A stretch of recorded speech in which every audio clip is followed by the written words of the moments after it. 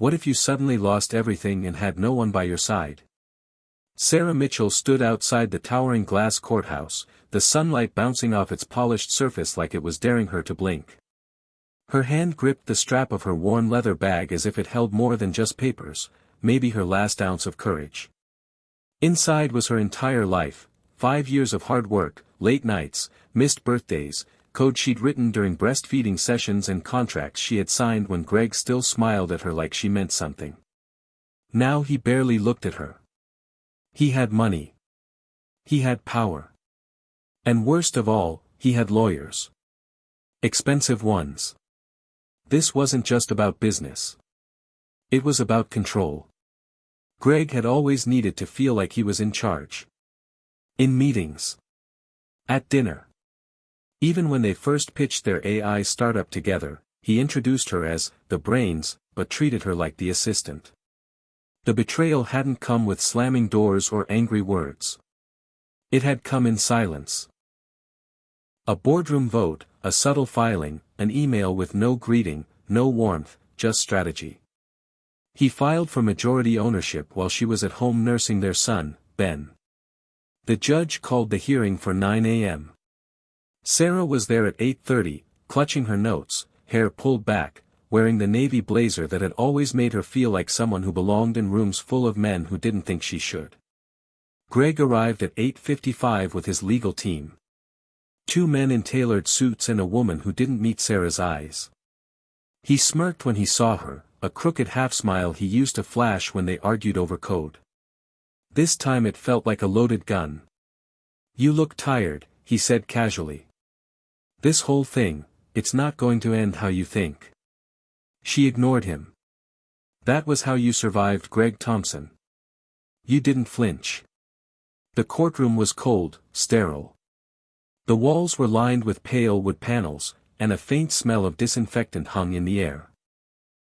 The judge, a stern woman named Honorable Lisa Rayner, entered promptly. "Court is now in session," the clerk announced. And just like that, the silence broke into 1,000 legal fragments. Sarah's lawyer, Mark Daniels, leaned toward her. "Stay calm. We'll get through this." But how do you stay calm when someone is trying to erase your legacy? The startup, Ecliptic Mind, wasn't just a company. It was her lifeline. An AI platform built to streamline mental health support using adaptive learning and contextual emotional mapping. They'd launched it together in a co-working space with nothing but 2 laptops and too much caffeine. Sarah had coded through postpartum fog, through migraines, through arguments. She had created something real. And now Greg was saying she didn't own it. "We're here to discuss the plaintiff's motion to assume full executive control of Ecliptic Mind," the judge began. Greg's lawyer stood. "Your Honor, my client invested 70% of the capital, was instrumental in all external operations, and has continued to provide leadership while the defendant has been largely absent." Sarah's jaw tightened. Absent? She had missed one board meeting, to take Ben to the hospital when he had a fever of 104. "Your Honor," Mark replied, standing slowly, "Ms. Mitchell has documentation proving she is a co-founder, has written over 85% of the product's code, and maintained all internal architecture without compensation for over 2 years." The judge raised an eyebrow. "Does she have those documents with her today?" Sarah opened her bag and pulled out the file. Her hands were shaking slightly. "Right here, Your Honor." For a moment, she felt like she had power again. Greg's team shuffled papers. Greg leaned back like he was watching a rerun. Bored. Confident. That was when the court doors opened. Heads turned. Whispers began.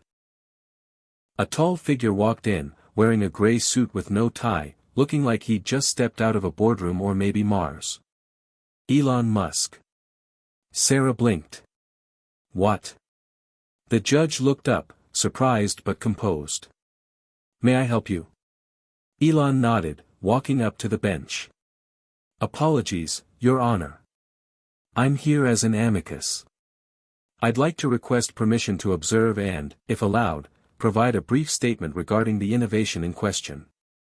Greg looked like he'd seen a ghost. Sarah felt her heartbeat accelerate. Elon Musk? In this courtroom? For this case? Permission was granted. Elon sat at the back, silently. The judge continued. Evidence was reviewed. Greg's lawyers hammered Sarah with questions. How much time had she spent working in the past year? Could she prove she wrote the code? Did she have an independent witness? Sarah answered calmly. She had archived everything, commits, email trails, even the sticky notes with algorithm logic. She wasn't fighting for a paycheck. She was fighting for recognition, for legacy, for Ben's future. Outside, the world began to buzz. A tech reporter tweeted, "Breaking, Elon Musk makes surprise appearance at AI startup courtroom drama in SF." The news spread fast. Greg's smirk began to falter. During a recess, Sarah sat alone on a bench, scrolling through messages. Dozens of women in tech were commenting online, sharing support. One DM stood out, "Saw what's happening. You're not alone. Keep going." It was from another female founder. Someone she admired. That one line gave her the strength to stand when everything felt like it was falling apart. Back in session, the judge allowed final comments. Greg stood, speaking confidently about shareholder value and executive direction. He painted Sarah as unstable, unavailable, overly emotional. Then, to everyone's surprise, the judge nodded to Elon. "Mr. Musk, you may proceed." Elon stood slowly. "Thank you, Your Honor. I've reviewed the innovation discussed. Ms. Mitchell's work is not only foundational, it's revolutionary. We need more women like her leading AI development, not fewer. If we start stripping founders of their roles because they don't fit the mold, we're setting the entire industry back. I'm not here to invest. I'm here because people like her are why the future gets built." The courtroom was silent.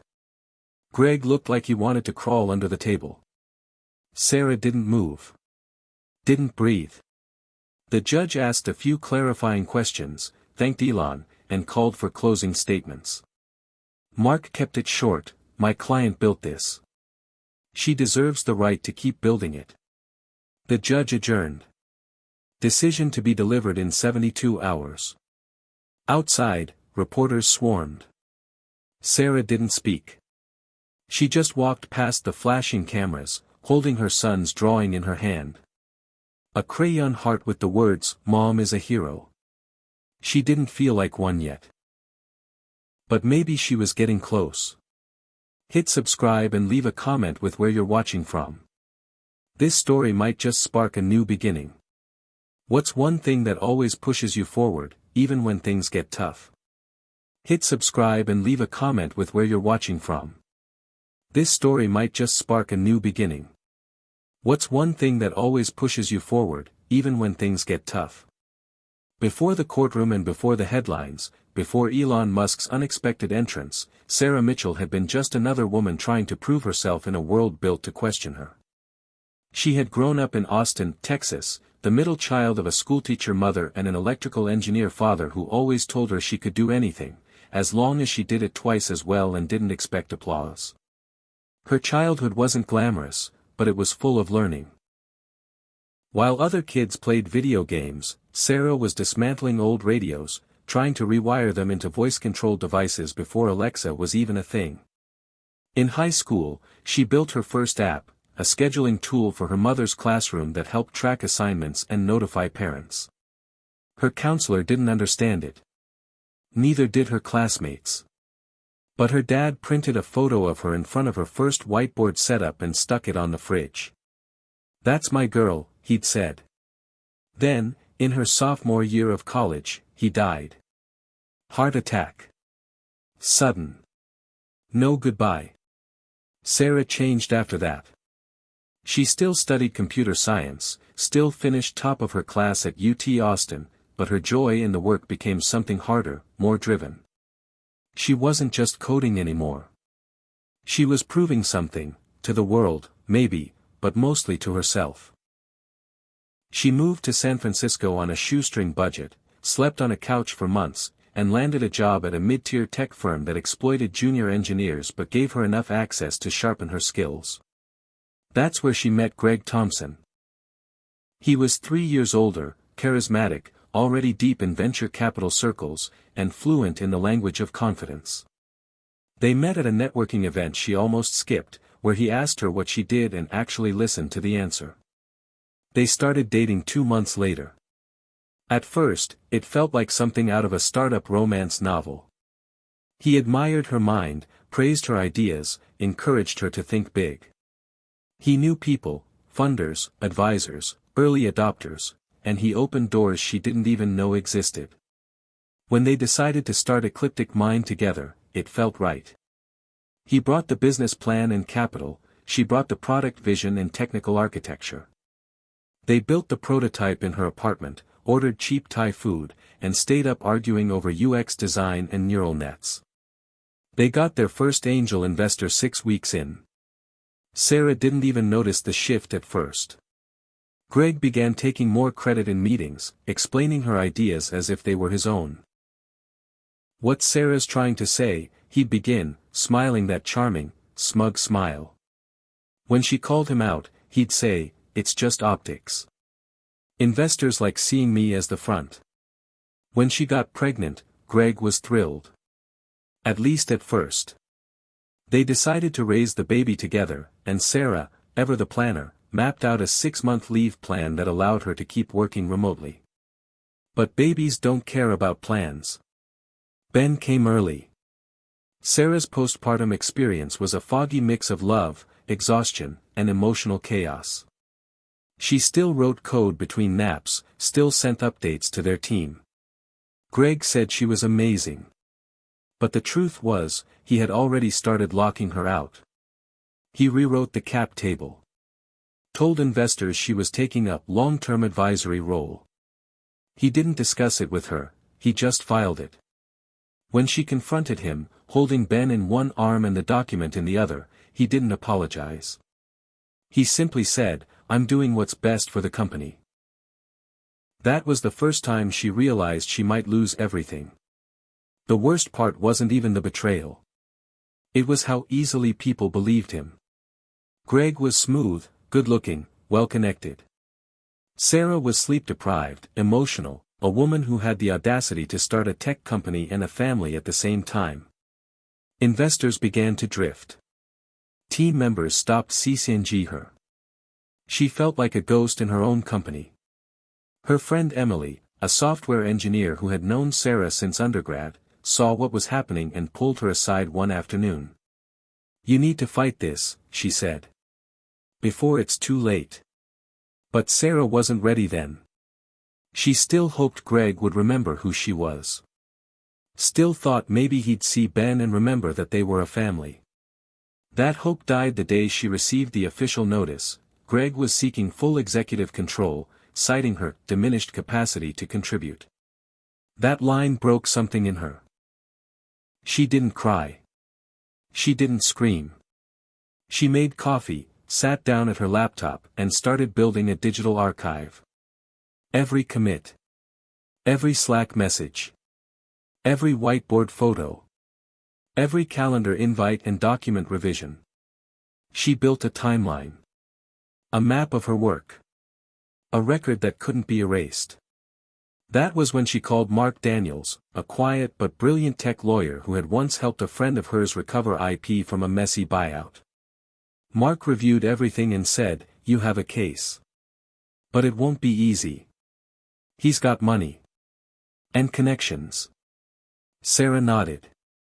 "So do I." She didn't mean money. She meant memory. She meant conviction. She meant that she had spent her whole life being underestimated, and it had only made her sharper. In the months that followed, Sarah kept her life in compartments. In one, she was a mother, singing lullabies, packing school lunches, teaching Ben how to spell his name with magnetic letters. In another, she was a CEO in exile, building a case brick by digital brick, gathering allies one email at a time. She reconnected with a former CTO, a woman named Karen Lee, who had left Ecliptic Mind early on after butting heads with Greg. Karen agreed to testify. Then a data engineer came forward. Then a product designer. Piece by piece, Sarah built a mosaic of the truth. She didn't ask for sympathy. She asked for acknowledgement. Recognition. Justice. On the eve of the hearing, she sat with Emily on the porch of her apartment. The fog was rolling in over the bay, the city lights flickering like embers in a fire. "Are you scared?" Emily asked. Sarah thought about it. "No," she said. "Not scared. Just ready." "You sure you're ready for war?" Sarah smiled. "I've been in one my whole life." The next morning, she dressed with precision. Navy blazer. White blouse. The silver pendant her father had given her when she got into college. She kissed Ben on the forehead and whispered, "I'm doing this for us." Then she stepped into the whirlwind that led to the courthouse, the confrontation, the surprise entrance that none of them, especially Greg, had seen coming.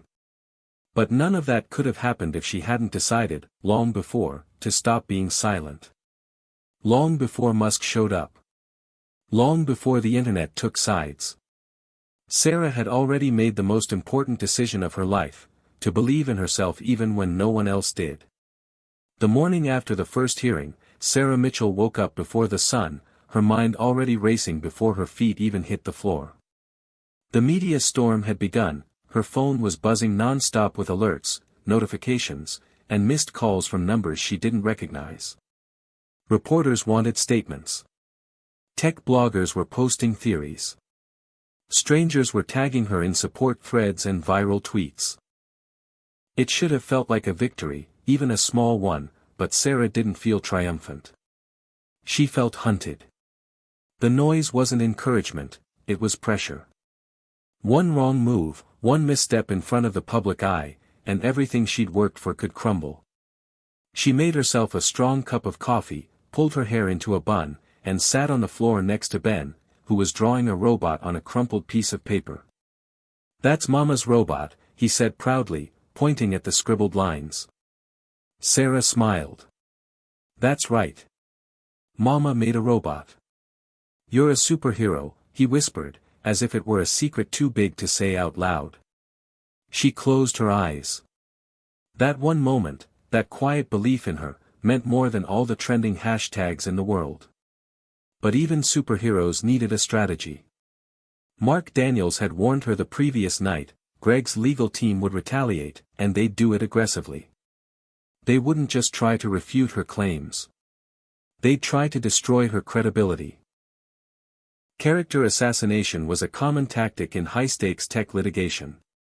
She wasn't just defending code. She was defending her reputation. By 9 a.m., her inbox was full of media inquiries. Emily forwarded her screenshots from forums where anonymous accounts were questioning her contributions, suggesting she had used Greg's connections to get ahead, accusing her of manipulating investors through sympathy. One post read, "Another woke narrative." She was probably just a glorified project manager. Sarah didn't reply. She never had time for forums when she was actually building the future. But it still stung. That same afternoon, Mark called with news. Greg had filed a supplemental motion claiming Sarah had accessed private company data illegally. It was baseless, she still technically had admin rights, but it was enough to raise questions, enough to cause delays. "They're trying to bury us in paperwork," Mark said. "It's a tactic. They want to exhaust you before the real trial begins." Sarah took a breath. Let them try. That night, she couldn't sleep. She paced her apartment, rereading old messages between her and Greg during the early days of Ecliptic Mind. There were lines where he'd praised her algorithm, thanked her for carrying the technical load, even admitted in one message that he couldn't understand half the back-end logic, but trusted her implicitly. She forwarded them to Mark. He replied within minutes, "This helps." A lot. But words weren't the only evidence she had. On an old backup drive, she found an archived video from 3 years earlier, an internal demo she had recorded late at night in the office. It showed her walking through the core functionality of their adaptive response engine, coding live on screen, explaining every line. Her voice was tired but clear, confident. She hadn't meant for anyone outside the team to ever see it. Now it might be the most important file in the case. As the week progressed, tensions mounted. Greg's team filed additional motions questioning Sarah's financial stability, her time spent away from the office during maternity leave, and even hinted at emotional instability due to recent personal losses. Mark was furious. This isn't a legal strategy, it's a smear campaign. But Sarah already knew. Greg was trying to rattle her, force her into settling. Publicly, he stayed silent. No press statements, no social media. Just a curated leak here and there, planted doubt. He was playing chess in the shadows. So Sarah brought it into the light. She gave one interview, just one. A 10-minute video call with a female tech journalist from a growing outlet that focused on startup equity and women in STEM. Sarah didn't cry. She didn't rant. She simply told the truth. She spoke about the early days of Ecliptic Mind, about building while breastfeeding, about staying up late to meet release cycles while Greg took investor meetings in Napa. She didn't attack him. She didn't need to. The facts were enough. Within hours, the interview went viral. Founders, engineers, product managers, women and men alike, began sharing similar stories. Hashtags trended. Emails poured in. Sarah's inbox became a stream of shared experience, solidarity, and even apology from people who hadn't believed her at first. But with visibility came vulnerability. Trolls doubled down. Threats arrived. Sarah reported them. She increased security. She changed Ben's daycare pickup routine and asked Emily to help with school drop-offs. She wasn't afraid for herself, but she was terrified something might touch her son. Meanwhile, Greg was cracking. Behind the scenes, Mark told her that 2 more former employees had contacted him with statements that directly contradicted Greg's claims of sole operational leadership. One had even kept a backup of the original org chart from year 1, Sarah listed as Chief Technology Officer, Greg as Business Lead. That document alone could turn the tide. Still, Mark warned, this isn't over. They're not going to roll over. Prepare for one final hit. It came in the form of a private deposition. Greg's team subpoenaed Sarah to answer questions under oath, likely hoping to rattle her into contradiction. The session was scheduled at a downtown law office, just her, Mark, Greg's lawyers, and a court reporter. No cameras. No press. Just fluorescent lights and cold water bottles and pointed questions. For 2 hours, they grilled her. Asked her about her college GPA, her early employment, her hours worked during Ben's infancy. They tried to twist her words, catch her in a misstatement, imply that she had misled the board. Sarah stayed calm. She didn't argue. She answered each question as if it were code, clearly, logically, one step at a time. At one point, a lawyer asked, "Do you consider yourself emotionally stable enough to lead a company during high-growth phases?" Sarah tilted her head. "Are you asking if being a mother makes me unstable?" The room went silent. Mark raised an eyebrow. The lawyer stammered, "No, I was just referring to stress management." Sarah looked directly at him. "I built an AI platform while recovering from surgery and caring for a newborn. I'd say I know something about managing stress." The deposition ended shortly after that. Outside, the sky was overcast. Sarah walked to the corner and sat on a bench. Her hands trembled, not from fear, but from adrenaline. Emily called. "You did it, didn't you?" Sarah exhaled. "I think so." That night, she tucked Ben into bed and sat by his side until he drifted off. Then she walked to her desk, turned on her laptop, and pulled up the product roadmap she'd started long ago, the one Greg had said was too ambitious to pursue. She added a new line, Launch Independent Research Division, 2026. It was more than a note. It was a promise. The battle wasn't just about the past anymore. It was about the future she intended to build, with or without a title. Because no one, not Greg, not the trolls, not even the system, was going to define her worth. She already knew who she was. And she was just getting started. 3 days after the deposition, Sarah Mitchell sat at her kitchen table staring at her laptop screen, watching the sun rise through the condensation on the window. Her inbox was quiet for the first time in weeks. No legal filings. No interview requests. Just silence. The kind that settles right before something breaks. The judge's decision was due that afternoon. Sarah knew better than to hope too hard. She had learned not to expect fairness, not from a system that asked if she was stable enough to lead just because she had given birth. Still, she couldn't stop herself from imagining it. What it would feel like to win. To walk into her company again, not as an outsider, but as its rightful co-founder. To stand in front of the team and remind them who had built the foundation they worked on. She tried not to imagine Greg's face when the ruling came down. Tried not to waste emotional energy on his defeat when she had spent so long focused on her survival. Emily texted her, waiting for the drop. No matter what, you're a legend. Sarah smiled, then silenced her phone and opened her codebase. She didn't want to sit around waiting. She wanted to do something. So she wrote. For 4 hours straight. It wasn't for ecliptic mind. It was for a new project, one she hadn't told anyone about.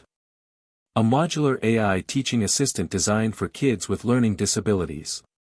Ben had struggled with language retention early on, and Sarah had started tinkering with a tool that could adapt to his pace, his style, his needs.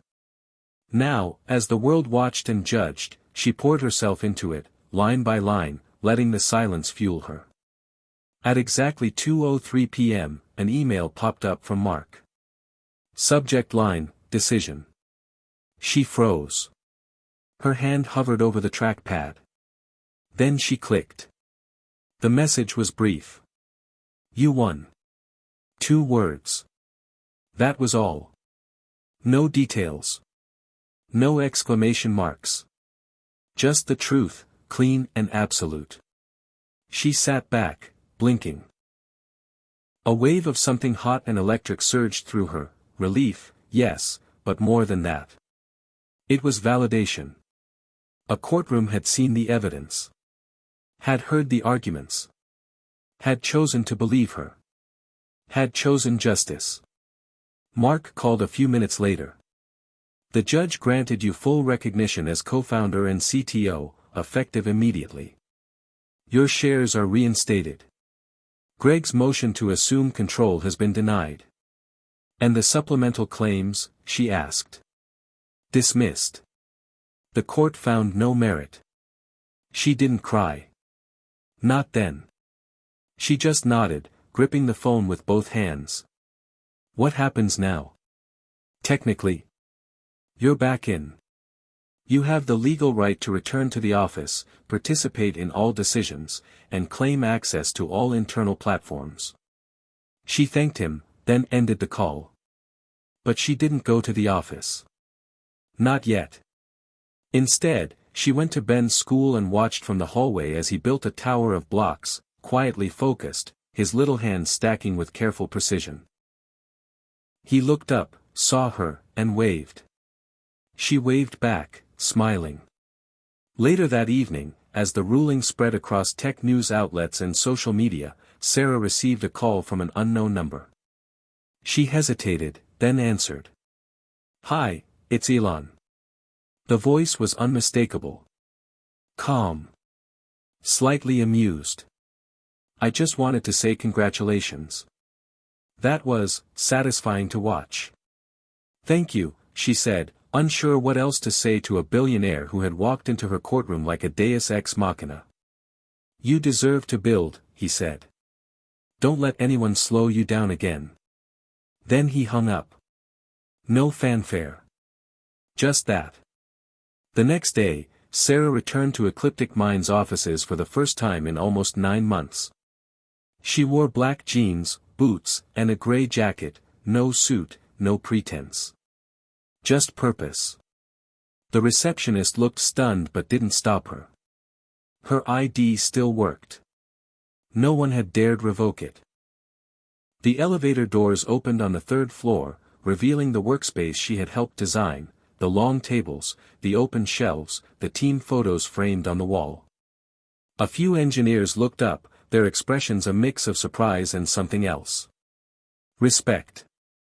Karen Lee met her at the door to the boardroom. You made it, Karen said. You helped. Sarah nodded, then stepped inside. Greg was already there. Alone. He turned, arms crossed, leaning against the window like he still ran the place. But this time, his posture didn't intimidate her. You going to gloat? He asked. No, she said. I'm going to work. You think the board will back you? The board already has, she said.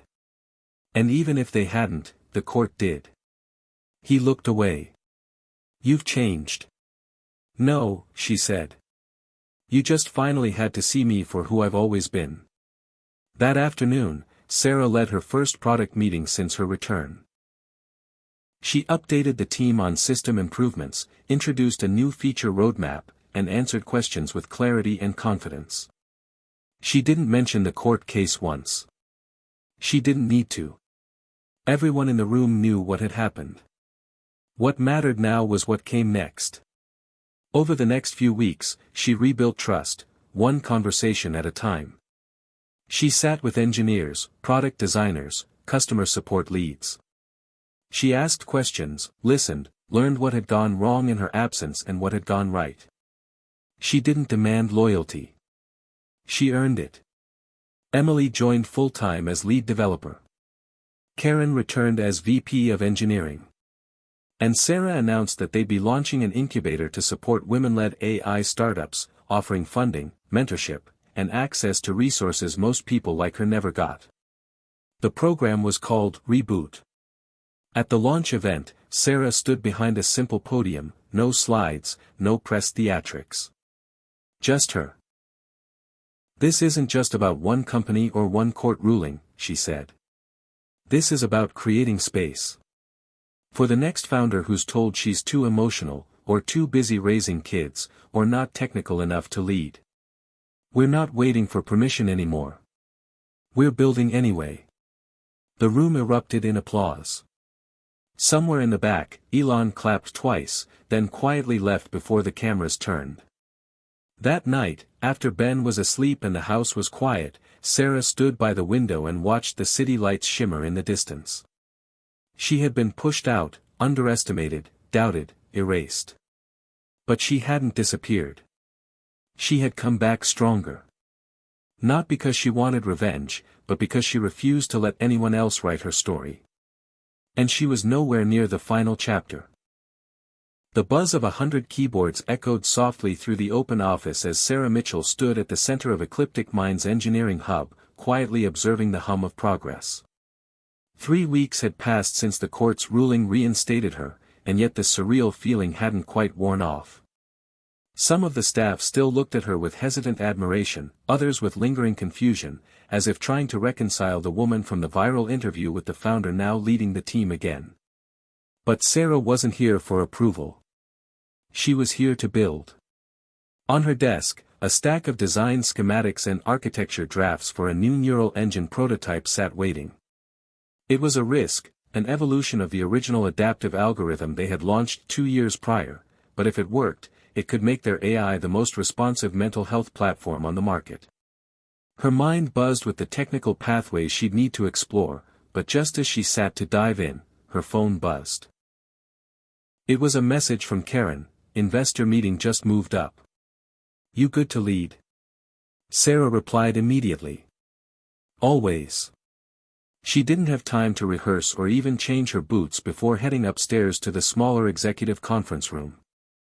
Inside sat 3 men in custom blazers and 1 woman who introduced herself as Helena Cho from Alt-Frame Capital. Greg was also there, of course, slouched slightly in a chair across from the projector, no longer CEO but still a co-founder with voting shares and a bruised ego he tried to mask with passive-aggressive remarks. "Ms. Mitchell," Helena said, standing. "We've read the filings and seen the media. It's been a journey, I imagine." "It has," Sarah said, sitting calmly. "But I didn't come to talk about courtrooms. I came to talk about the future of AI and how we're going to save lives with it." And she did. She laid out the revised product timeline, the new data handling improvements, and the ethical safeguards she had built into the updated architecture. Her words weren't just polished, they were technical, rooted in math and experience. When one of the investors tried to interrupt with a question about user engagement scalability, Sarah nodded and pulled up a real-time demo she had personally configured that morning. "Here's what that looks like in action," she said, voice steady. When she was done, the room was quiet for a long beat.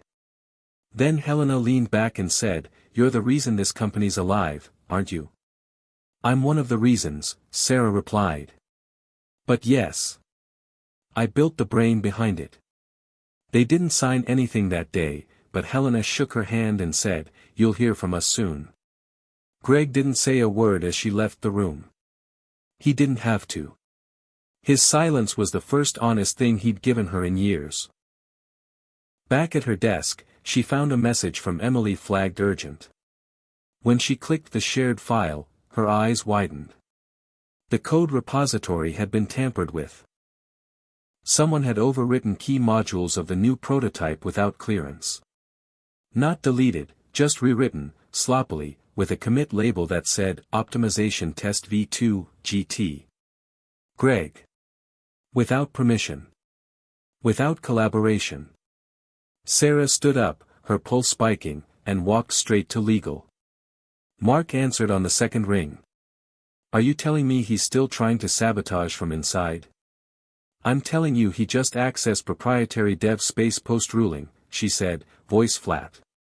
"What can we do? We've got the ruling on our side, but it may be time to consider a shareholder intervention.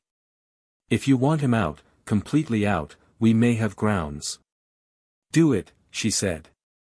"I'm done giving him chances." Within 48 hours, Mark initiated the process. Sarah reached out to the board privately, sharing logs of the code interference, evidence of previous hostile attempts to undermine her position, and a strategy for stable leadership without Greg. 2 board members expressed concerns, citing potential instability, but Karen and another early investor named Lisa James backed her without hesitation. "You've done more in 3 weeks than he did in a year," Lisa wrote. "Let's end this." It would take a vote. Greg wouldn't go down quietly, and Sarah knew it. Sure enough, the next morning, TechCulture ran a headline, "Ex-CEO claims ecliptic mind is being hijacked." It included a quote from Greg suggesting that he had been strategically pushed aside in favor of a personal agenda. Sarah didn't reply publicly. She met with the team instead. In a brief but powerful all-hands meeting, she stood in front of the whiteboard wall and addressed the elephant in the room. "You've all seen the news," she began. "Let me say this clearly. I'm not here to hijack anything. I'm here to lead, transparently and collaboratively, the way this company should have been led from the beginning. I'm rebuilding trust and driving innovation. Not through ego or politics, but through work. If any of you have concerns, I want to hear them directly. My door is open. Always." That night, a junior UX engineer left a sticky note on her office door. It read, "Thank you for staying." She tucked it into her notebook. Meanwhile, the shareholder vote loomed. The day before the meeting, Sarah sat at her kitchen table, sketching the early interface layout for her side project, Ben's AI tutor. She wasn't sure yet what to call it, but the idea of building something purely from scratch again was comforting. The stakes were lower. The vision was pure. No one to fight, no past to correct, just her, a blank canvas, and a reason to keep going. Ben wandered over and sat beside her. "Is that for me?" he asked, pointing at the screen. "Kind of," she said. "It's for a lot of kids like you." He watched quietly, then added, "You're really good at making things." "You think so?" "Yeah. Better than Iron Man." She laughed softly, kissed the top of his head, and whispered, "Don't tell Tony Stark." The next morning, the boardroom was full. Mark attended virtually, and Greg arrived late, muttering about biased processes and public court theatrics. The meeting lasted nearly 2 hours. Arguments were heard. Evidence reviewed. Then the vote. When it was over, the chair of the board stood and said, "The decision is final. Mr. Thompson is hereby removed from all operational and decision-making roles within Ecliptic Mind, effective immediately." Greg didn't argue. He stood, looked around the room with tight lips, and walked out without a word. Sarah watched him go and felt nothing. No vengeance. No gloating. Just space. Quiet, open space to build again. After the meeting, Karen walked up and extended her hand. "So, CTO and acting CEO. How's that feel?"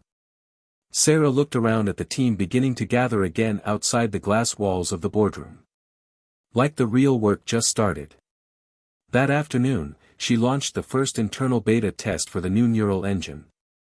That night, she added a new line to her side project, name, Aria. The first week without Greg was quieter than Sarah expected, not in the literal sense. Ecliptic Mind's headquarters still buzzed with the clatter of mechanical keyboards and the low murmur of team huddles, but in the tension that had lifted, like a storm had passed and left still air behind. She walked through the office with a new sense of presence. Doors stayed open longer. Conversations no longer hushed when she approached. People began treating her not as a symbol of controversy, but as a leader with clear ideas, capable execution, and the moral authority that came from surviving a war and refusing to become bitter. On Wednesday morning, she walked into the strategy room where Karen and Emily were already outlining timelines on the smart wall. "User data is showing strong retention with the new model," Karen said. "Especially with real-time emotional detection turned on." "Any signs of overfitting?" Sarah asked. "Some," Emily said. "But we're patching in a dynamic regression buffer. Should stabilize under high-volume requests." Sarah nodded and scrawled a note on her tablet. "Okay. Let's do a controlled rollout by Friday. Prioritize partners in education and wellness spaces." Karen glanced at her. "You're moving fast." "We have momentum," Sarah said. "And I've learned what happens when you wait too long to act." That same afternoon, she joined a call with the heads of a mid-sized mental health nonprofit that had been piloting Ecliptic software in support groups. They were seeing promising results. Users felt heard, seen, validated by the AI assistant in ways that traditional journaling or chat tools had never achieved. "This isn't just software," the director said. "It's emotional scaffolding." Sarah felt her chest tighten slightly. That was the whole point. Build a system that supported people quietly, consistently, without judgment. A system that would have helped her during those nights alone with Ben, coding through tears and fear. After the call, she sat for a moment in silence. Her inbox pinged. Another press request. This time from a national network. She didn't answer. Not yet. Publicity wasn't the point anymore. Not for her.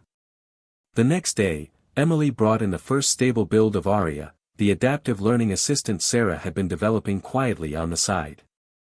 They had taken it further now, with dynamic voice modulations, screen-free interaction, and a reward system built on positive reinforcement rather than gamified addiction. Sarah watched as Ben tested the prototype at home that night. "Aria," he said, what's a palindrome? A palindrome is a word that reads the same forward and backward, Arya responded, voice gentle. Like radar or race car. Great question, Ben. He smiled. Arya's smart. Just like you, Sarah said, kneeling beside him. Want to help me make her smarter? He nodded eagerly. She didn't know it yet, but that moment would become the seed for something even bigger. On Friday, Helena Cho from Altframe called. We want to lead your next round, she said. If you're open to it. Sarah didn't respond right away. She had promised herself not to rush into new investor relationships just because of a high valuation or a headline. On one condition, she said. We keep control of our ethics roadmap. No shortcuts for revenue. Helena laughed. We're betting on you, Sarah. Not on quarterly wins. They closed within 2 weeks. Ecliptic Mind's valuation doubled. But Sarah still drove her Prius. Still worked late nights. Still coded until her fingers cramped. Not for the money. For the mission. Then came the email that changed everything again. A team at Neuralink wanted to collaborate. Not a buyout. Not a takeover. A partnership. They'd been following her AI development and believed Arya could be integrated into cognitive rehab programs for stroke and brain injury patients. Sarah stared at the message. Elon hadn't signed it, but she felt his presence behind it. Strategic. Bold. Risky. She called Mark. Should I do it? Do you want to? He asked. That's the question now, isn't it? She said. They set up a preliminary meeting the following week. Sarah walked into the lab space with her laptop under her arm and Ben's drawing of Arya folded in her pocket. She was met by a small team of researchers, all enthusiastic and transparent. They spoke her language, data flow, signal clarity, patient empathy. And when they asked about Arya's origins, she didn't tell them about the courtroom or Greg or the internet backlash. She told them the truth. It started as a tool for one kid, she said. Mine. He struggled. So I built something to help him. One of the engineers nodded. That's how the best tech starts. They agreed to a pilot project. No contracts. Just an experiment. She walked out of the lab into the cold air, heart pounding, not from fear, but excitement. This was it. The moment she wasn't just reclaiming something lost. She was inventing something new. That night, she updated the Arya roadmap. Under the section labeled Phase 3, she typed, Neural Compatibility Testing. Speech Delay Applications. Elder Support Mode. Then she saved the document and sat in the dark for a while, listening to the soft hum of Ben's breathing from the next room. The world had tried to write her off. Greg had tried to erase her. The system had tried to slow her down. But she was still here. Still building. Still pushing forward. And this time, nothing was going to stop her. Sunday mornings used to mean quiet cartoons and cereal at the kitchen table, but now Sarah Mitchell spent them deep in design documents and cross-functional sync calls with partners in other time zones. This Sunday, though, she forced herself to pause. Ben sat on the rug by the couch, humming softly while building a Lego robot, his curls bouncing every time he leaned forward. She watched him, coffee growing cold in her hand, wondering how much of this he would remember. Would he remember her always working, always pushing, always thinking a little too hard even in the quiet moments? Or would he remember that she had fought for him, not just in courtrooms, not just in boardrooms, but in late nights, side projects, algorithms designed to meet him where he was instead of pulling him along like everyone else had tried to do? That afternoon, she took him to the Science Museum. No assistants, no phone calls. Just them. They wandered through the interactive exhibits and watched the planetarium show twice. As they left, he looked up at her and said, "Arya's better than that robot in the museum." She laughed. I think she might be. Back at home, while Ben napped, Sarah opened her laptop and stared at the Aria codebase. Every line reflected a decision made not just for functionality, but for empathy. The AI didn't just respond, it understood tone, pace, repetition. It adjusted. It waited. It encouraged. And now Neuralink wanted to test it on real patients recovering from brain injuries. It was an incredible opportunity, and a terrifying one. Integration with brain-machine interfaces wasn't just science fiction anymore. It meant a whole new layer of responsibility. That evening, Karen called. Helena just sent over the first draft of the partnership agreement. Want me to vet it? Already reading it, Sarah replied. Clause 9.3 gives them the option to accelerate commercial deployment. I want that capped unless we sign off on the medical ethics review first. I'll push back, Karen said. This is your baby. We're not rushing it. They talked for another hour, discussing engineering bottlenecks, upcoming hiring needs, and the next feature sprint. After hanging up, Sarah sat in the dark and reopened the document. Aria wasn't just a tool anymore. It was becoming something larger. An assistant for children, a cognitive companion for patients, possibly even a long-term support system for people with degenerative conditions. The weight of it pressed down on her in a new way. Not the crushing force of corporate betrayal or public doubt, but the responsibility that came from creating something that might actually change lives. She opened a blank document and started writing, not code, not strategy, but intention. A kind of internal manifesto. Aria is not here to replace people, she wrote. She's here to give them space to breathe. To listen when others won't. To learn how to care, better, every day. She saved the file and shut the laptop. Monday brought momentum. User feedback from the education pilot was glowing. Children who struggled to focus stayed engaged longer when working with Aria. One teacher wrote, "It's like having a second me in the room, one who never gets tired or frustrated." Sarah brought the feedback to the team in a morning huddle. "This is why we do this," she said, projecting the messages on the wall. "Every data point is a human experience we help shape for the better." Emily added a note to the roadmap, emotional checkpoint calibration, next sprint. Karen smiled. Your kid AI is about to become a classroom MVP. Meanwhile, the board sent over their quarterly check-in request. Sarah prepared a report that balanced optimism with clarity. Metrics were up. Retention was up.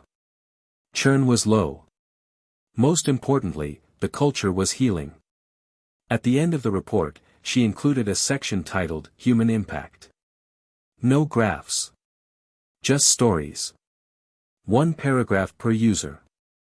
Real names, real breakthroughs. She didn't know if the board would care. But she wanted them to see the people behind the product. That week, she also got an unexpected invitation, an AI ethics symposium at Stanford. A keynote spot had opened up. The organizers wanted her to speak on the intersection of emotional design and algorithmic trust. For a moment, she hesitated. Public speaking wasn't her comfort zone. But then she thought of all the times she'd been asked to be quiet. All the rooms where Greg had spoken over her, where VCs had talked around her, where headlines had misquoted her. And she said yes. On stage, a week later, under soft lights and in front of a room full of scholars, students, and skeptics, she told the truth. We don't need smarter AI, she said. We need more humane AI. Intelligence without empathy is just efficiency. And efficiency doesn't save lives, understanding does. The applause was quiet at first, then grew. After the talk, a man in his 60s approached her. My wife has early Alzheimer's, he said. She's still herself, but sometimes she forgets our grandkids' names. Could Aria help? Sarah nodded gently. We're not there yet. But we're trying. The next day, she assigned a new research thread, memory reinforcement prompts for early cognitive decline. Her team didn't ask why. They just built. One evening, she received another call from Elon. "You've got people talking," he said. "In a good way." "I'm not trying to go viral," she replied. "I'm trying to make something useful."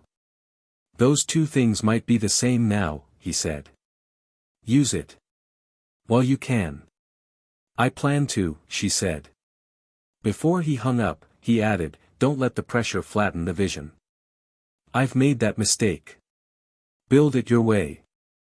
She thanked him and hung up, unsure how to file that conversation in her mind.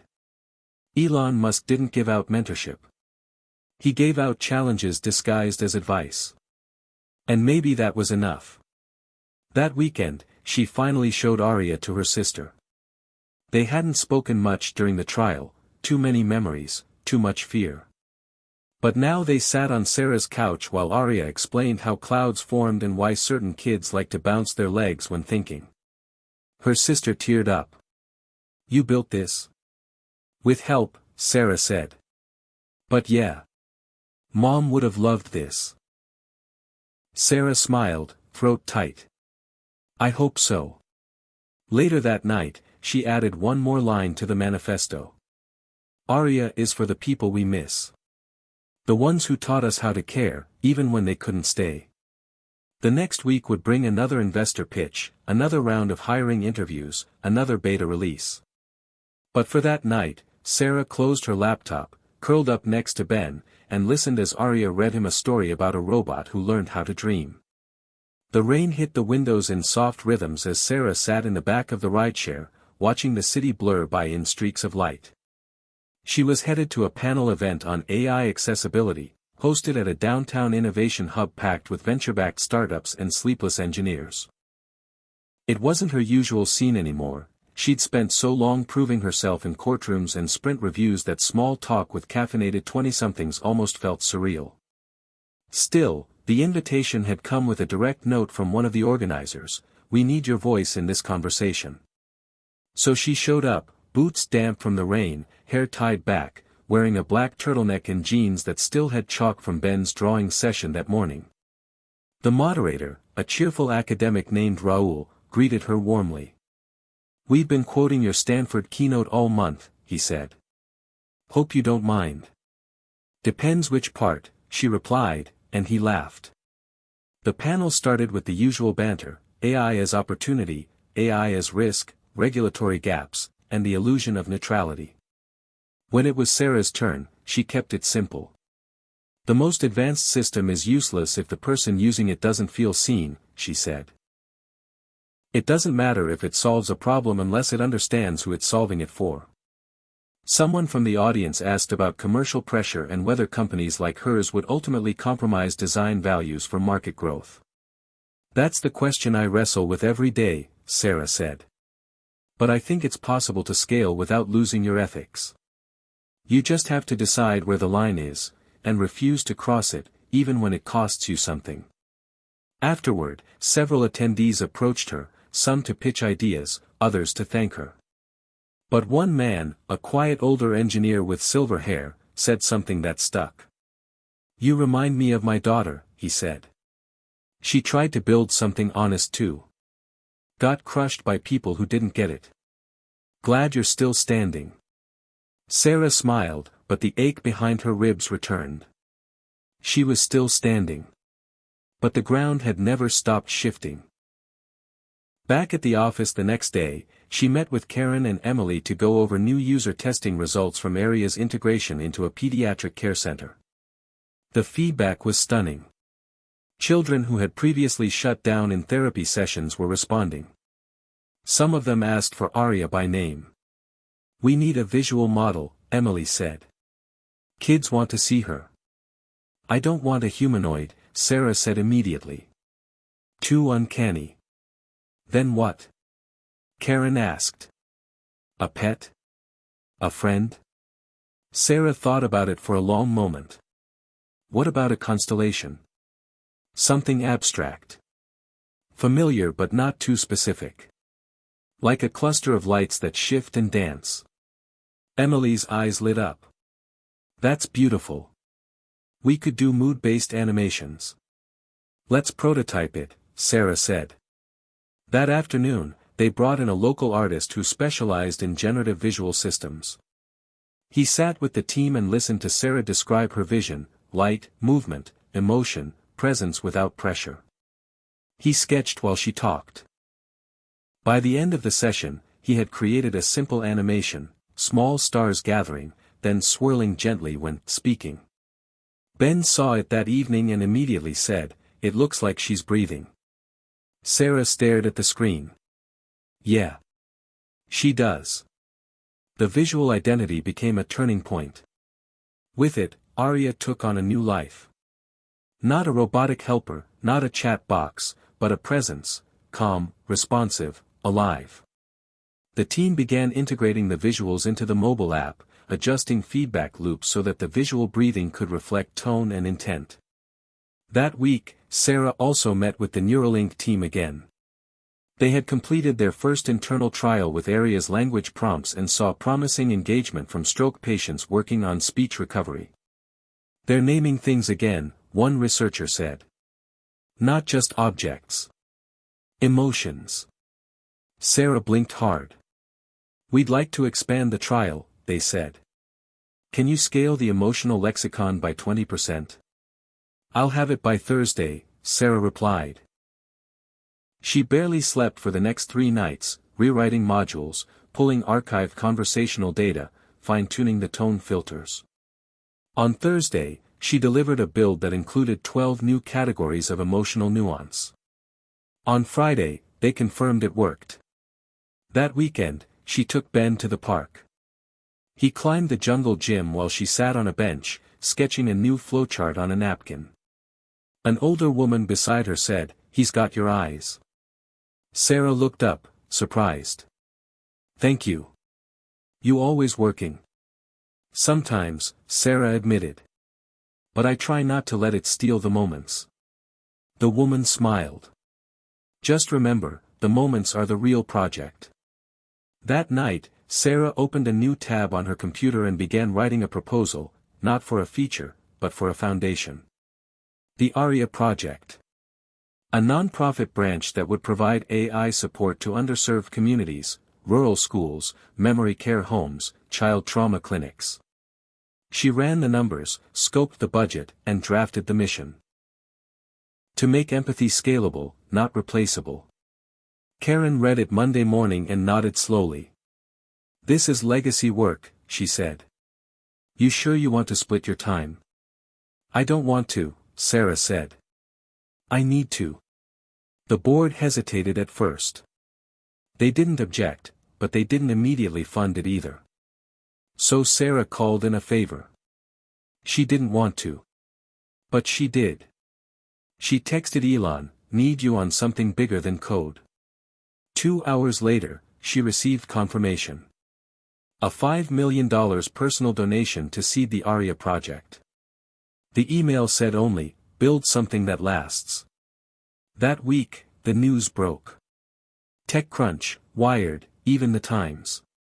From courtroom to code, the woman building the world's most empathetic AI.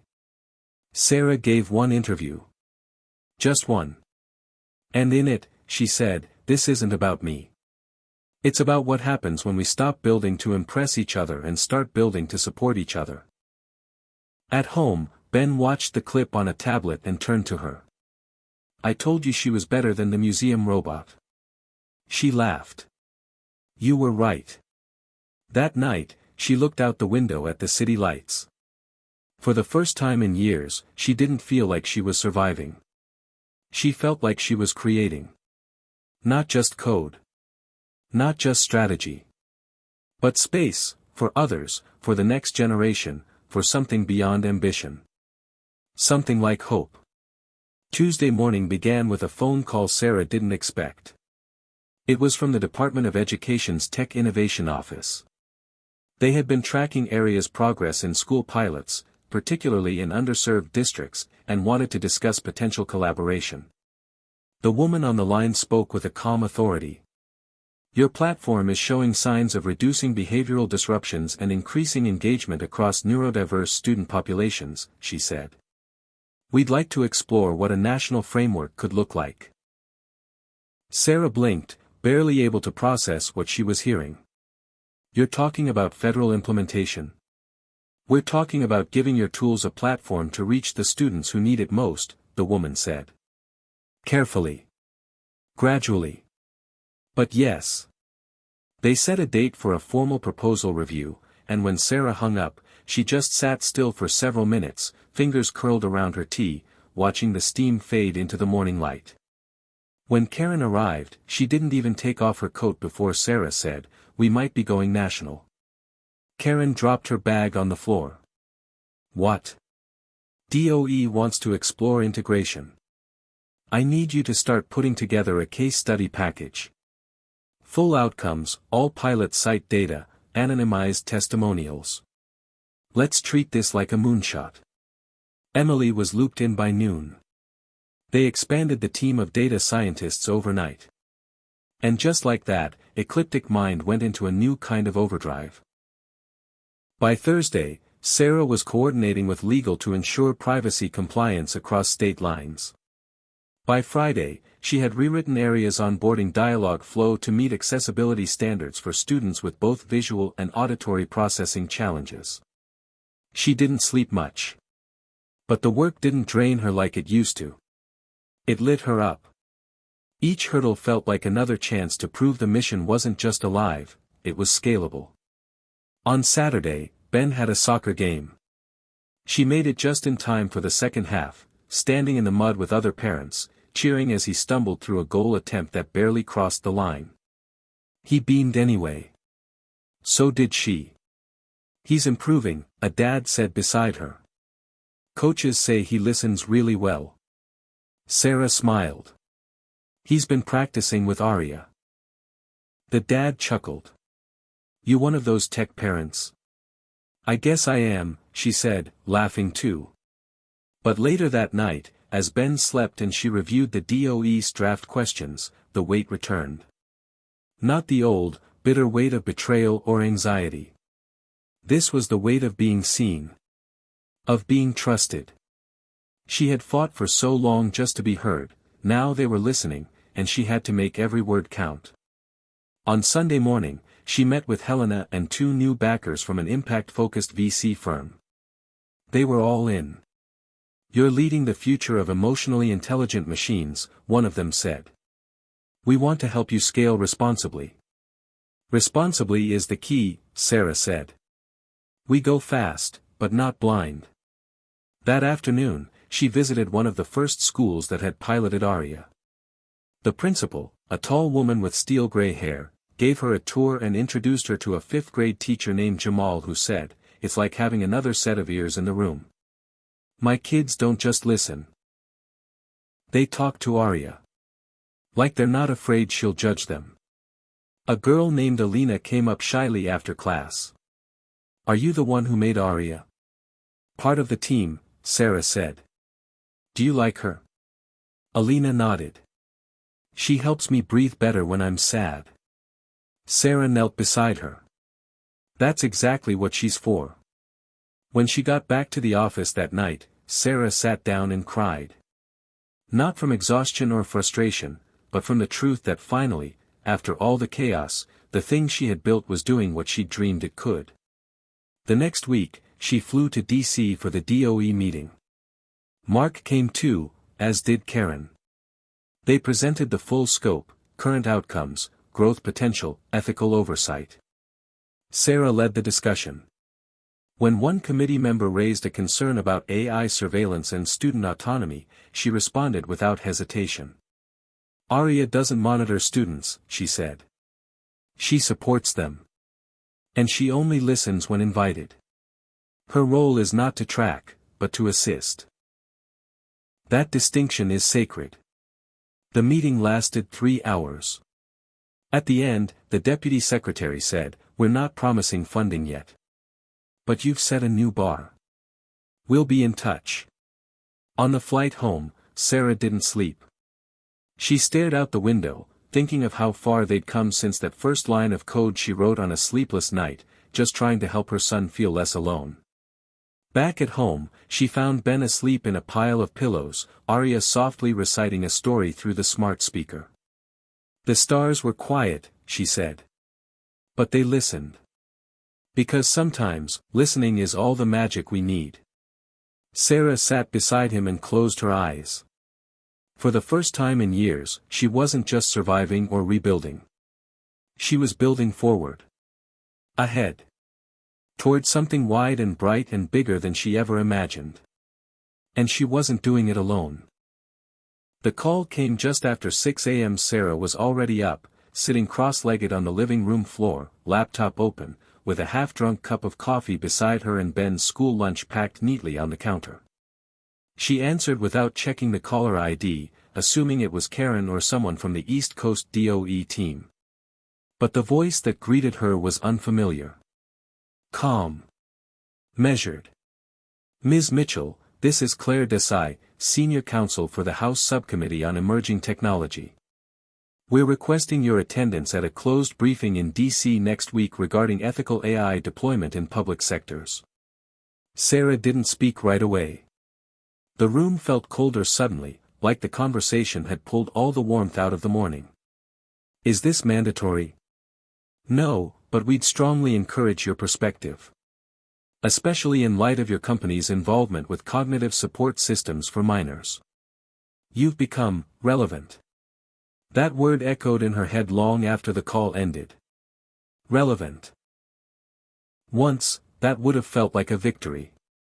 Now, it felt like a warning. She called Karen, relayed the message, then asked her to start prepping every compliance document and data governance standard they'd followed since launch. This is politics, Karen said. Not just policy. I know, Sarah said. But we built it clean. We show up, we tell the truth, we protect the mission. Later that day, while Ben was at school, Sarah took a walk through the botanical garden by the office. It had been years since she'd gone just to clear her mind. As she moved through the winding paths and stopped beneath a greenhouse dome blooming with tropical orchids, she thought about Greg. About how it had started with one moment of intimidation, one threat made behind closed doors, and how it had spiraled into a public trial, a media storm, a career almost lost. And now, here she was, invited into the halls of government to help shape what came next. Not as a victim. As an architect. When she returned to the office, the team was waiting with updates. Neuralink had confirmed another phase of integration, with successful preliminary results in patients recovering language after traumatic brain injuries. The ARIA project had received a flood of interest from nonprofits and school districts looking for access. And Helena had set up a meeting with a foundation that wanted to fund the expansion. Sarah listened to it all, took it in, gave direction where needed, but her mind was already turning toward D.C. She spent the next several nights drafting her talking points. Not just facts and figures, but values. She wasn't going to defend AI. She was going to defend the right kind of AI. We don't just need regulation, she wrote in her notes. We need vision. Fear doesn't build guardrails, empathy does. The day before the briefing, she tucked Ben in with an extra hug. You're going to be amazing, he mumbled into her shoulder. She kissed his forehead and whispered, you already are. In D.C., the room was smaller than she imagined. 8 representatives. 2 aides. A glass pitcher of water sweating on the center table. Sarah sat with her notes, her voice steady but her palms damp. They asked about everything, data transparency, child safety protocols, algorithmic bias, parental controls, long-term risks of dependency. She answered carefully, but not defensively. Arya is designed to listen, not decide, she said. She doesn't push behavior. She reflects need. That's the line we never cross. One congressman leaned back, arms crossed. But what happens when others try to copy what you've built, without your standards? That's already happening, she said. Which is why we need to elevate what responsible AI looks like, now. Before it's defined by someone with a different agenda. When the session ended, one of the aides pulled her aside. "You should consider testifying publicly. Your voice cuts through the noise." Sarah smiled faintly. "Maybe someday." As she flew home, she didn't feel triumphant. She felt sobered. Aware of just how fragile the balance was between good intentions and unintended consequences. Back at the office, the ARIA project had reached a new milestone. The first round of grant-funded deployments had gone live in 6 states. Sarah gathered the team and pulled up a live feedback stream. A message from a rural school counselor in Montana stood out: "We don't have a therapist here." ARIA's the first time some of these kids have said what they're feeling out loud. The room went quiet. Emily wiped her eyes. Karen took a deep breath. Sarah said, "This is why we protect what we've built. No matter how loud it gets out there." That night, she opened her laptop and began sketching a new framework, a certification model for AI emotional integrity. A seal of trust. A shared standard. She titled the document "The ARIA Principle." Then she sent it to Elon. The reply came in 6 words. "About time. Let me amplify it." 2 days later, he tweeted it.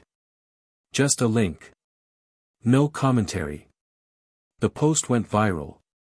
Within 48 hours, researchers, journalists, and even major tech CEOs were commenting, debating, sharing the document. Sarah stayed quiet. She let the work speak. That weekend, she and Ben spent Saturday morning building a rocket out of cardboard tubes and glitter glue. It didn't fly. But it looked amazing. Sunday evening, while Arya read Ben a bedtime story, Sarah stood at the window and watched the stars. Somewhere in her chest, the fear had turned into something else. Not comfort. But clarity. The road ahead was still steep. Still exposed.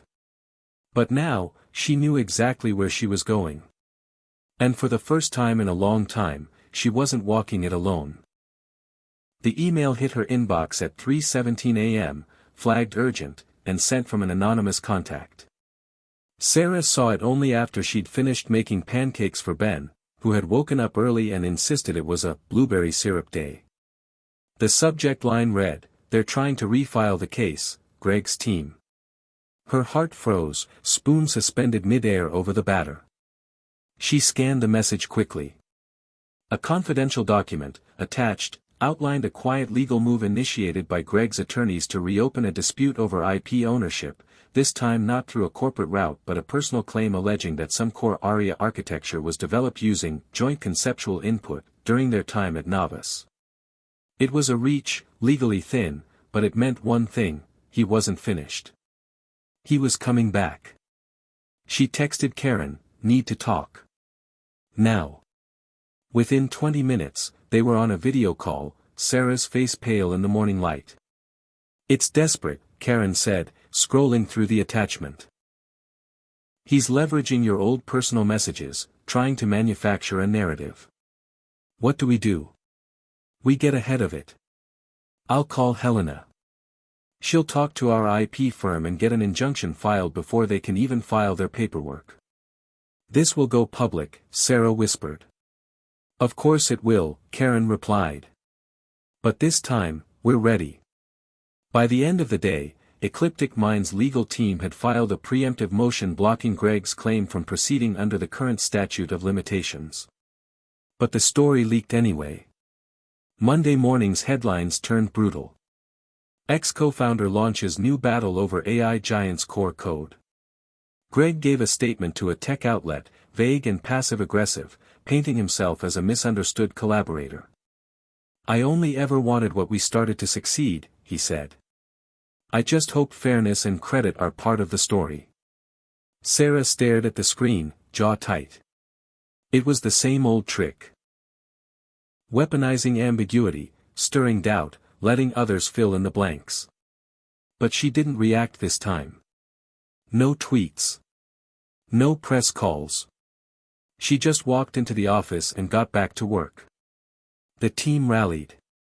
Developers stayed late, product leads doubled down, and the communications team crafted a carefully measured internal memo reinforcing their commitment to transparency and trust. "This is noise," Sarah told them. "It's the echo of someone no longer in the room. Let's keep building the future, not looking over our shoulders." But privately, the stress started to wear at her. She stopped sleeping through the night, often waking at 2 or 3 a.m., walking the apartment in silence, checking on Ben just to ground herself. She started writing again, not code, but thoughts, small journal entries, notes she never intended to share. One night, she wrote, "He wants credit, but he never wanted the responsibility that came with it. The weight. The care. That's the difference." The next week, a surprise came. Elon called. No assistance. No agenda. Just him. "I read the leak," he said. "You holding up?" "It's fine," Sarah said, too quickly. "He's just trying to stay relevant." "He's not," Elon replied.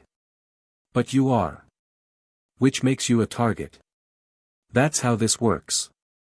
Just don't get baited." "I won't," she said. "Good," he said. "Because you're doing something no one else is even attempting."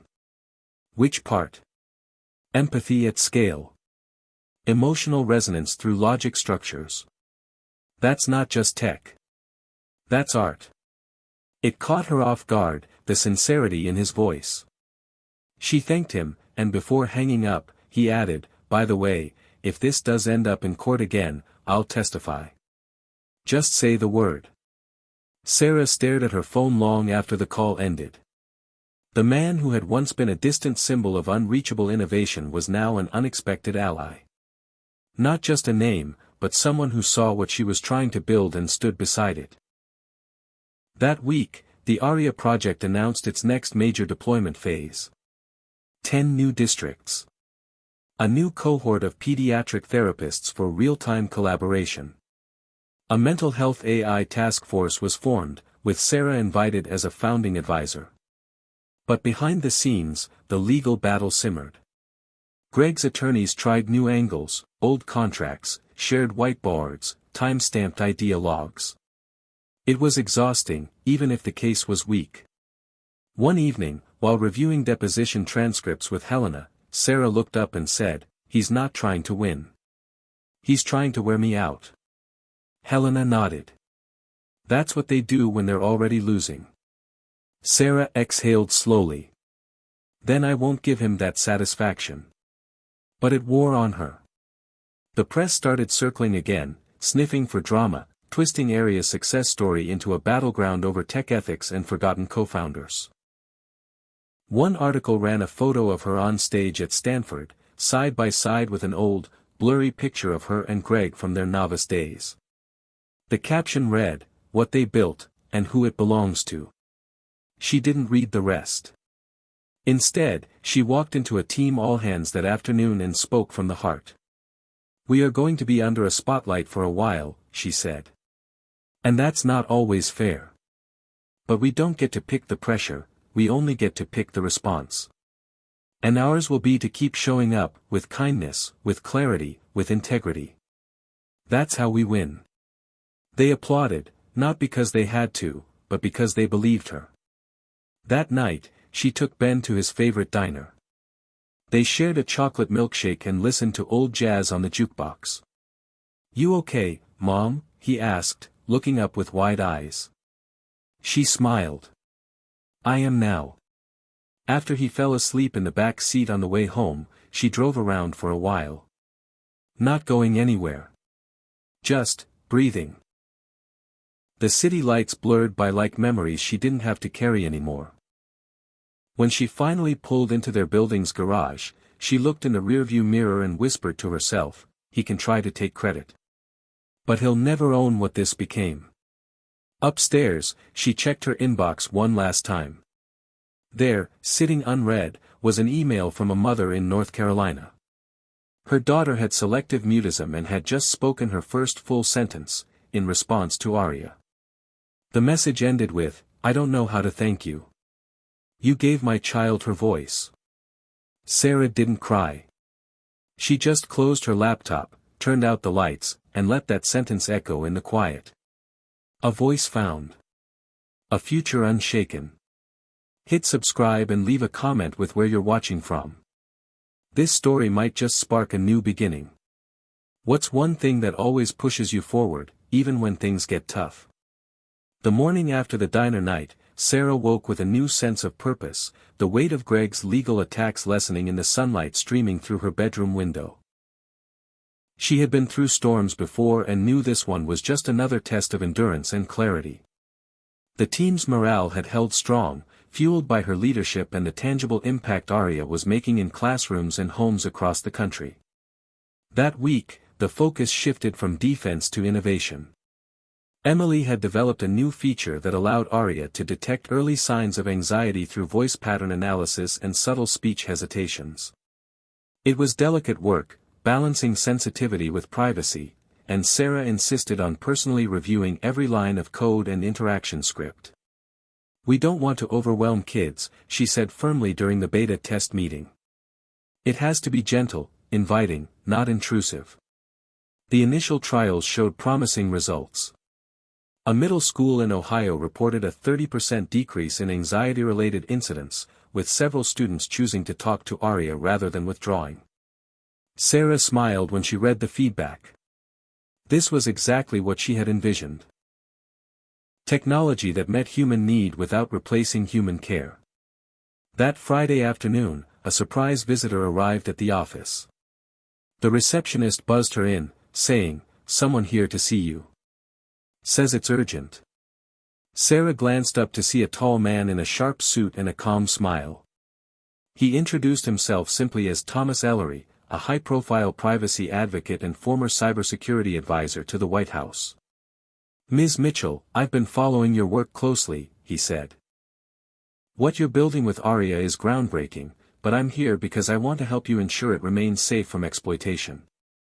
The conversation was intense and technical, yet hopeful. Thomas offered to review their security protocols and advise on protecting the platform against growing cyber threats. Sarah accepted immediately. Over the weekend, the team worked with Thomas's consultancy to identify potential vulnerabilities. They discovered minor gaps in third-party API integrations and strengthened encryption methods for user data. It was tedious, but necessary.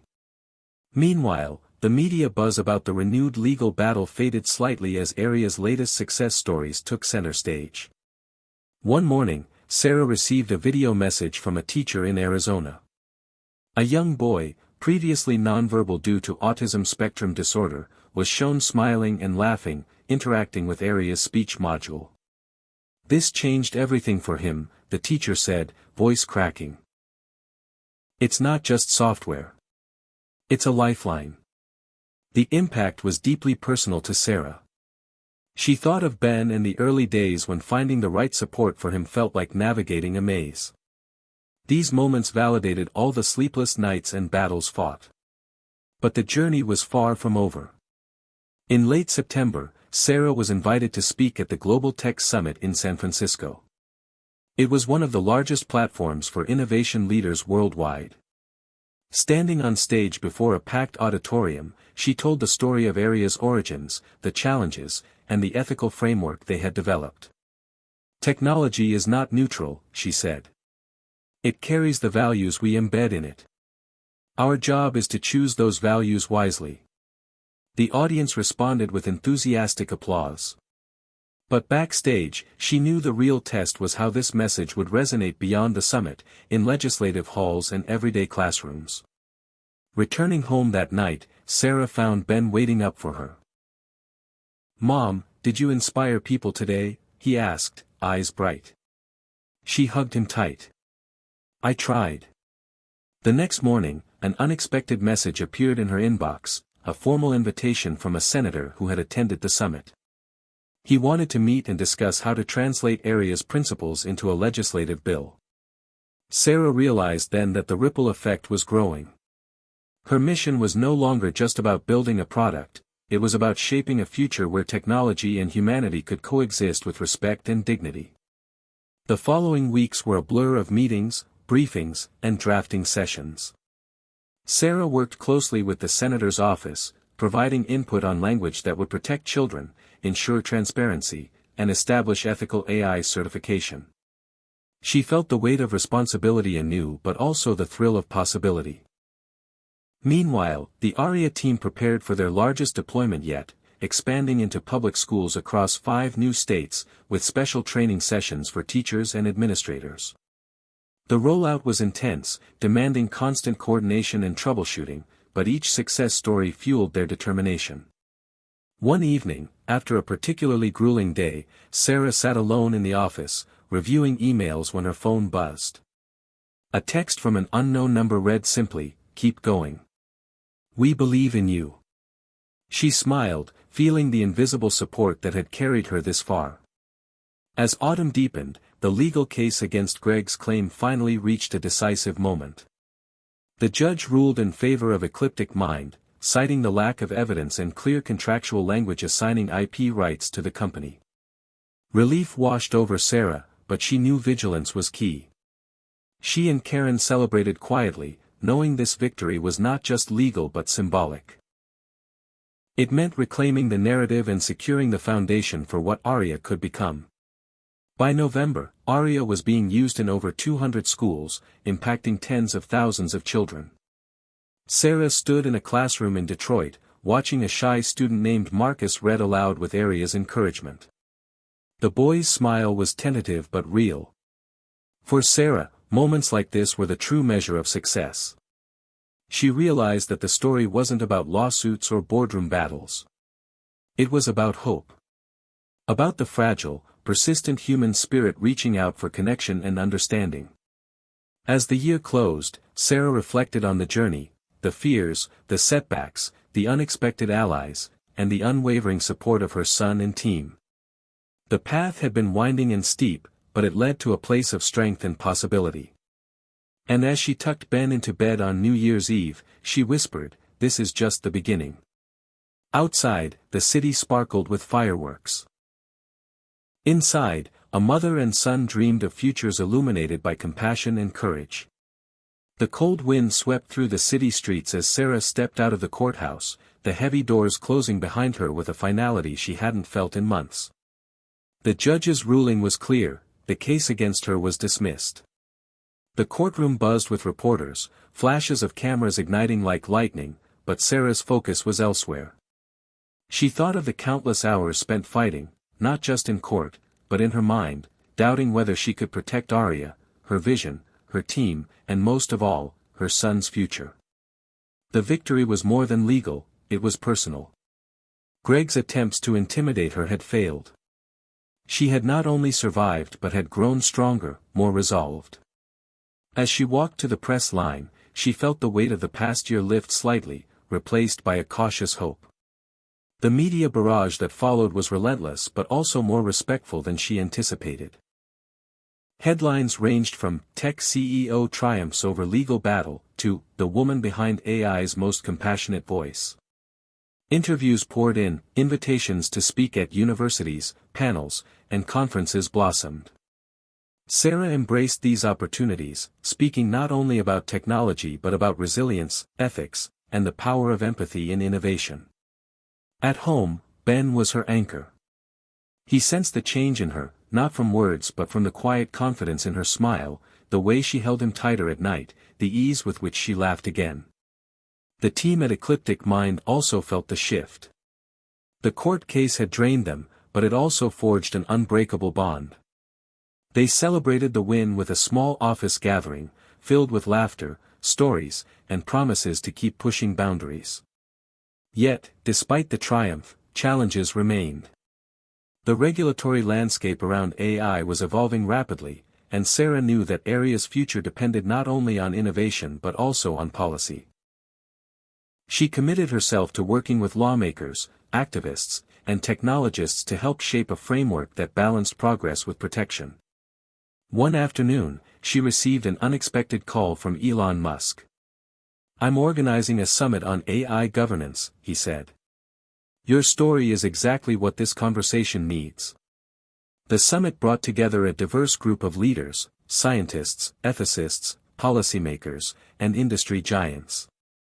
Sarah's keynote speech captivated the audience. She spoke of the delicate dance between human values and machine learning, the responsibility of creators to anticipate consequences, and the necessity of inclusivity in tech design. The discussions that followed were intense, sometimes contentious, but always respectful. Sarah found herself energized by the exchange of ideas and the genuine desire to find solutions. After the summit, she and Elon talked at length about collaboration. He proposed a joint initiative to fund research into AI systems that prioritize emotional intelligence and ethical frameworks. Sarah agreed, recognizing the potential to amplify her mission.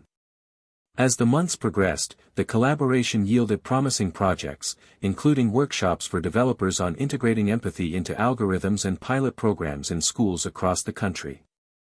Sarah continued to juggle the demands of leadership with motherhood, always mindful of Ben's needs and growth.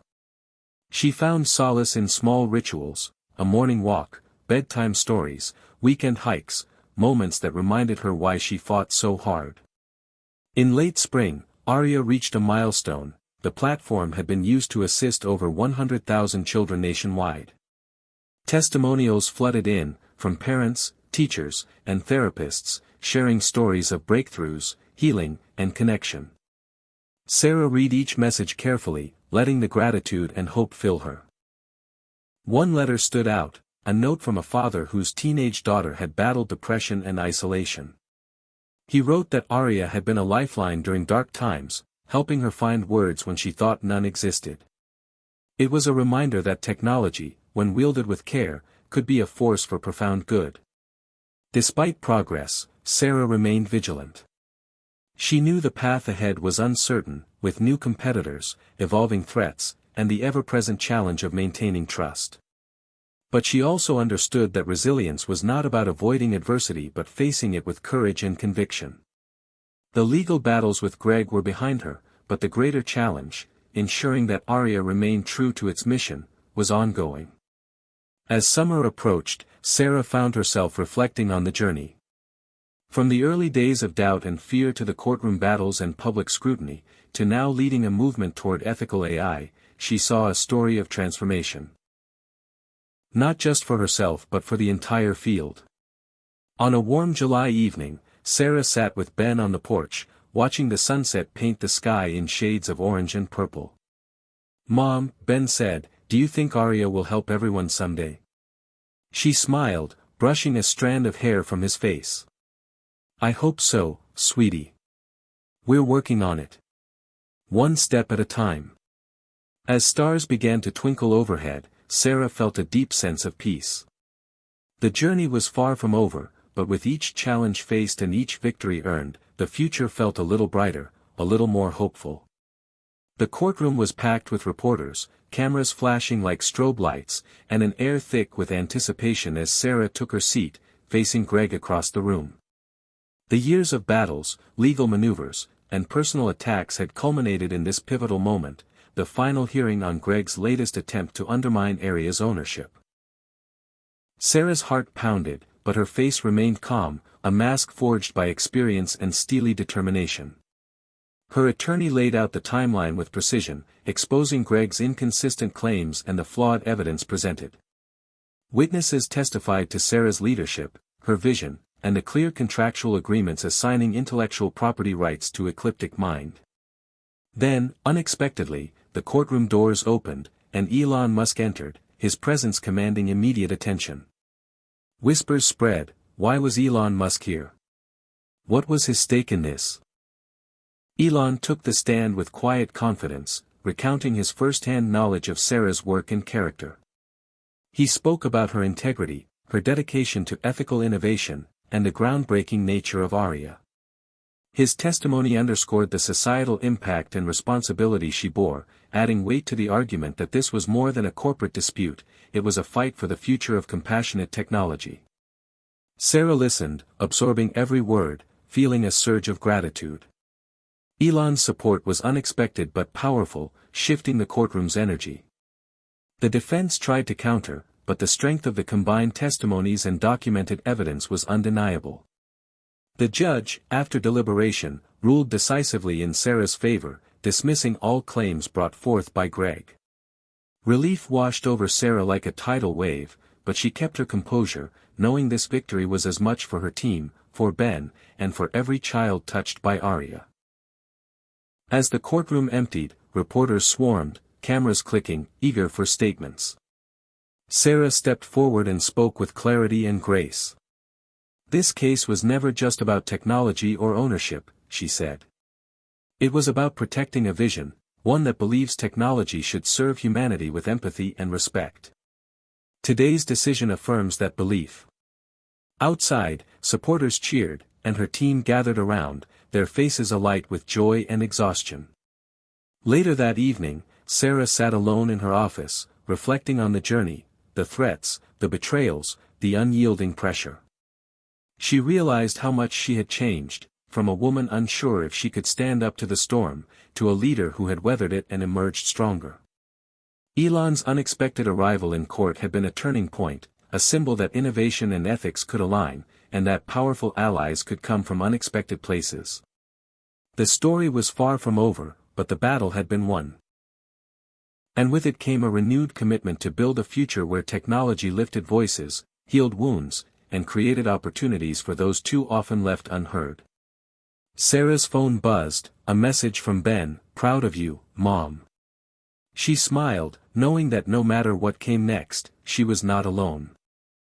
After the courtroom victory, Sarah found herself thrust into an unexpected spotlight, one that extended beyond the legal battles and technological breakthroughs.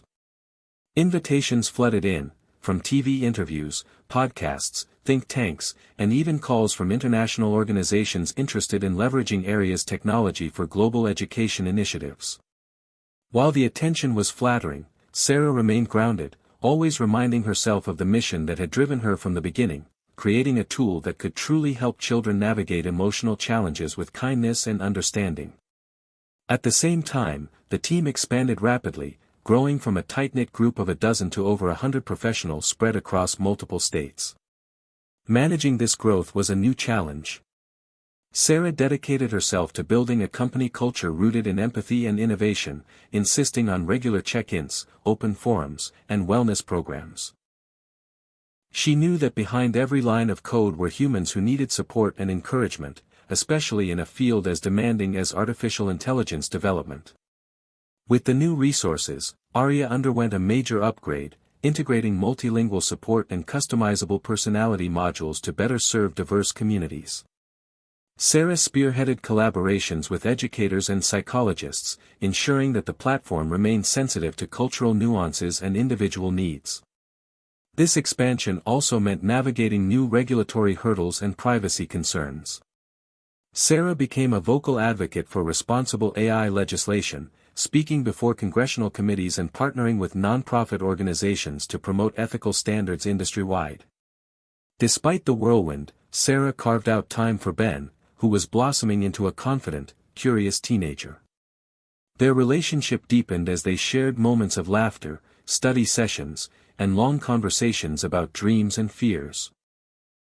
Ben's insight and feedback often influenced Aria's development, reminding Sarah that the best innovations arise from listening to real users. One autumn afternoon, Sarah received an unexpected visit from a group of students from a local high school, who had used Aria in their counseling program. They wanted to thank her personally, sharing stories of how the technology had helped them cope with anxiety and build resilience. Their heartfelt words moved Sarah deeply, reaffirming the power of her work beyond the metrics and business goals. Yet, amid the successes, new challenges emerged. Competitors entered the market with aggressive tactics, sometimes spreading misinformation about Aria's capabilities and intentions. Sarah responded by doubling down on transparency, launching a public dashboard showcasing Aria's updates, user feedback, and data protection measures. She also initiated a series of community workshops to educate parents and educators about AI and mental health. Through all this, Sarah never lost sight of her core belief, that technology must be a bridge, not a barrier, to human connection. Late one evening, as she reviewed progress reports, Sarah's phone rang. It was Elon Musk. He proposed a bold idea, partnering on a global initiative to provide AI-assisted emotional support in disaster zones, where trauma and isolation were rampant. The plan was ambitious, involving satellites, mobile units, and rapid deployment teams. Sarah hesitated at first. Such a massive undertaking required resources and coordination beyond anything they had done, but she recognized the opportunity to expand areas' impact exponentially. Together, they began mapping out the logistics, enlisting experts in disaster response and humanitarian aid. Months of planning followed, culminating in the launch of Project Heartline. The initiative debuted in regions hit by natural disasters, where area's empathetic voice provided comfort and guidance to children and families facing upheaval. Feedback was immediate and profound. Stories poured in of children calming down during aftershocks, parents finding new ways to communicate, and counselors gaining valuable insights. For Sarah, this was the pinnacle of what she had dreamed Aria could be, a beacon of hope in the darkest moments. The project attracted international acclaim, opening doors to partnerships with governments, NGOs, and tech companies worldwide. Despite the accolades, Sarah stayed humble, always emphasizing that the work was a collective effort driven by countless individuals committed to healing and connection. Meanwhile, her relationship with Elon evolved into a friendship founded on mutual respect and shared vision. Their late-night brainstorming sessions and debates pushed the boundaries of what was possible, blending technical innovation with ethical reflection. Sarah often thought back to that day in court when Elon's presence had changed everything. Now, together, they were building a future that once seemed unreachable. As the year drew to a close, Sarah found herself reflecting on how far she had come, from the uncertain entrepreneur fighting for her dream to a leader shaping a movement. The journey had been arduous, marked by doubt, betrayal, and sacrifice, but also by incredible resilience, unexpected alliances, and unwavering hope. Sitting beside Ben on a chilly December evening, watching snowflakes drift past the window, Sarah felt a profound sense of gratitude. This story was far from over. There were more challenges ahead, but also more opportunities to make a difference. And no matter what came next, she knew she would face it with courage, compassion, and the fierce belief that technology could be a force for good. The winter months brought new challenges as Sarah and her team faced an unexpected cybersecurity attack. Late one night, alarms blared in the office. Someone was attempting to breach Aria's servers. The attack was sophisticated, aimed at stealing sensitive data and sabotaging their work. Sarah immediately called an emergency meeting, rallying her cybersecurity experts and external consultants. They worked tirelessly for days, tracing the source and reinforcing defenses. The experience was exhausting but ultimately successful. No user data was compromised, and the intruder was identified as linked to a competitor trying to discredit Aria. This incident served as a harsh reminder of the stakes involved, not just in business, but in protecting vulnerable children who relied on their technology. It also reinforced Sarah's commitment to transparency. She addressed the user community directly, explaining the attack and the steps taken to safeguard privacy, earning respect and deepening trust. Meanwhile, Project Heartline expanded, now operating in multiple countries affected by natural disasters and conflict zones. Deploying Aria in unstable environments required adapting the technology to limited connectivity and cultural differences. Sarah's team collaborated closely with local experts, often traveling to remote areas to train counselors and gather feedback. Each deployment brought new insights, but also new emotional burdens. Sarah found herself confronting stories of loss and resilience that challenged her in profound ways. To cope, she leaned on her support network, friends, family, and Elon, who encouraged her to set boundaries and practice self-care. She began regular meditation sessions and took weekend retreats in nature to recharge. These practices helped her maintain clarity and compassion amid the turmoil. At the office, the culture evolved to prioritize mental health and work-life balance, with Sarah leading by example. The attacks and intense workloads had shown that sustainability was crucial for long-term success. As spring arrived, Sarah received an invitation to a prestigious international conference on AI ethics in Geneva. The event gathered global leaders to discuss regulations, challenges, and future directions. Sarah's keynote speech emphasized the human side of AI, the need to embed empathy, respect, and inclusivity into every algorithm. She highlighted Aria's journey as a case study, demonstrating how technology could empower rather than alienate users. The speech was met with standing ovations and sparked lively debates. Sarah engaged with policymakers and researchers, forging new alliances and exploring ways to influence global standards. Back home, Ben was preparing for his high school graduation. Watching him grow into a thoughtful young man filled Sarah with pride and bittersweet nostalgia. She knew the challenges he had faced, and how much Aria and her support had helped both of them navigate uncertain times. Their bond had deepened through shared struggles and victories. One evening, Ben confided his own dreams of becoming a psychologist, inspired by the work his mother had done. Sarah encouraged him wholeheartedly, promising to support him every step of the way. Professionally, Sarah faced a crossroads. With Aria firmly established, she considered the next phase, scaling impact while preserving core values. She explored opportunities to partner with universities for research and to create educational programs for AI ethics. Elon remained a trusted advisor, offering both visionary ideas and pragmatic guidance. Together, they planned a global fellowship program for young innovators committed to ethical technology. The initiative aimed to nurture talent and foster collaboration across disciplines and borders. However, not all was smooth. A new wave of critics emerged, questioning the reliance on AI for emotional support, warning of potential overdependence or misuse. Sarah welcomed the dialogue, engaging openly in forums and publishing articles addressing concerns and highlighting safeguards. She believed that transparency and humility were essential to building trust in this rapidly evolving field. As summer approached, Sarah and her team celebrated a landmark. Aria had now supported over 500,000 users worldwide.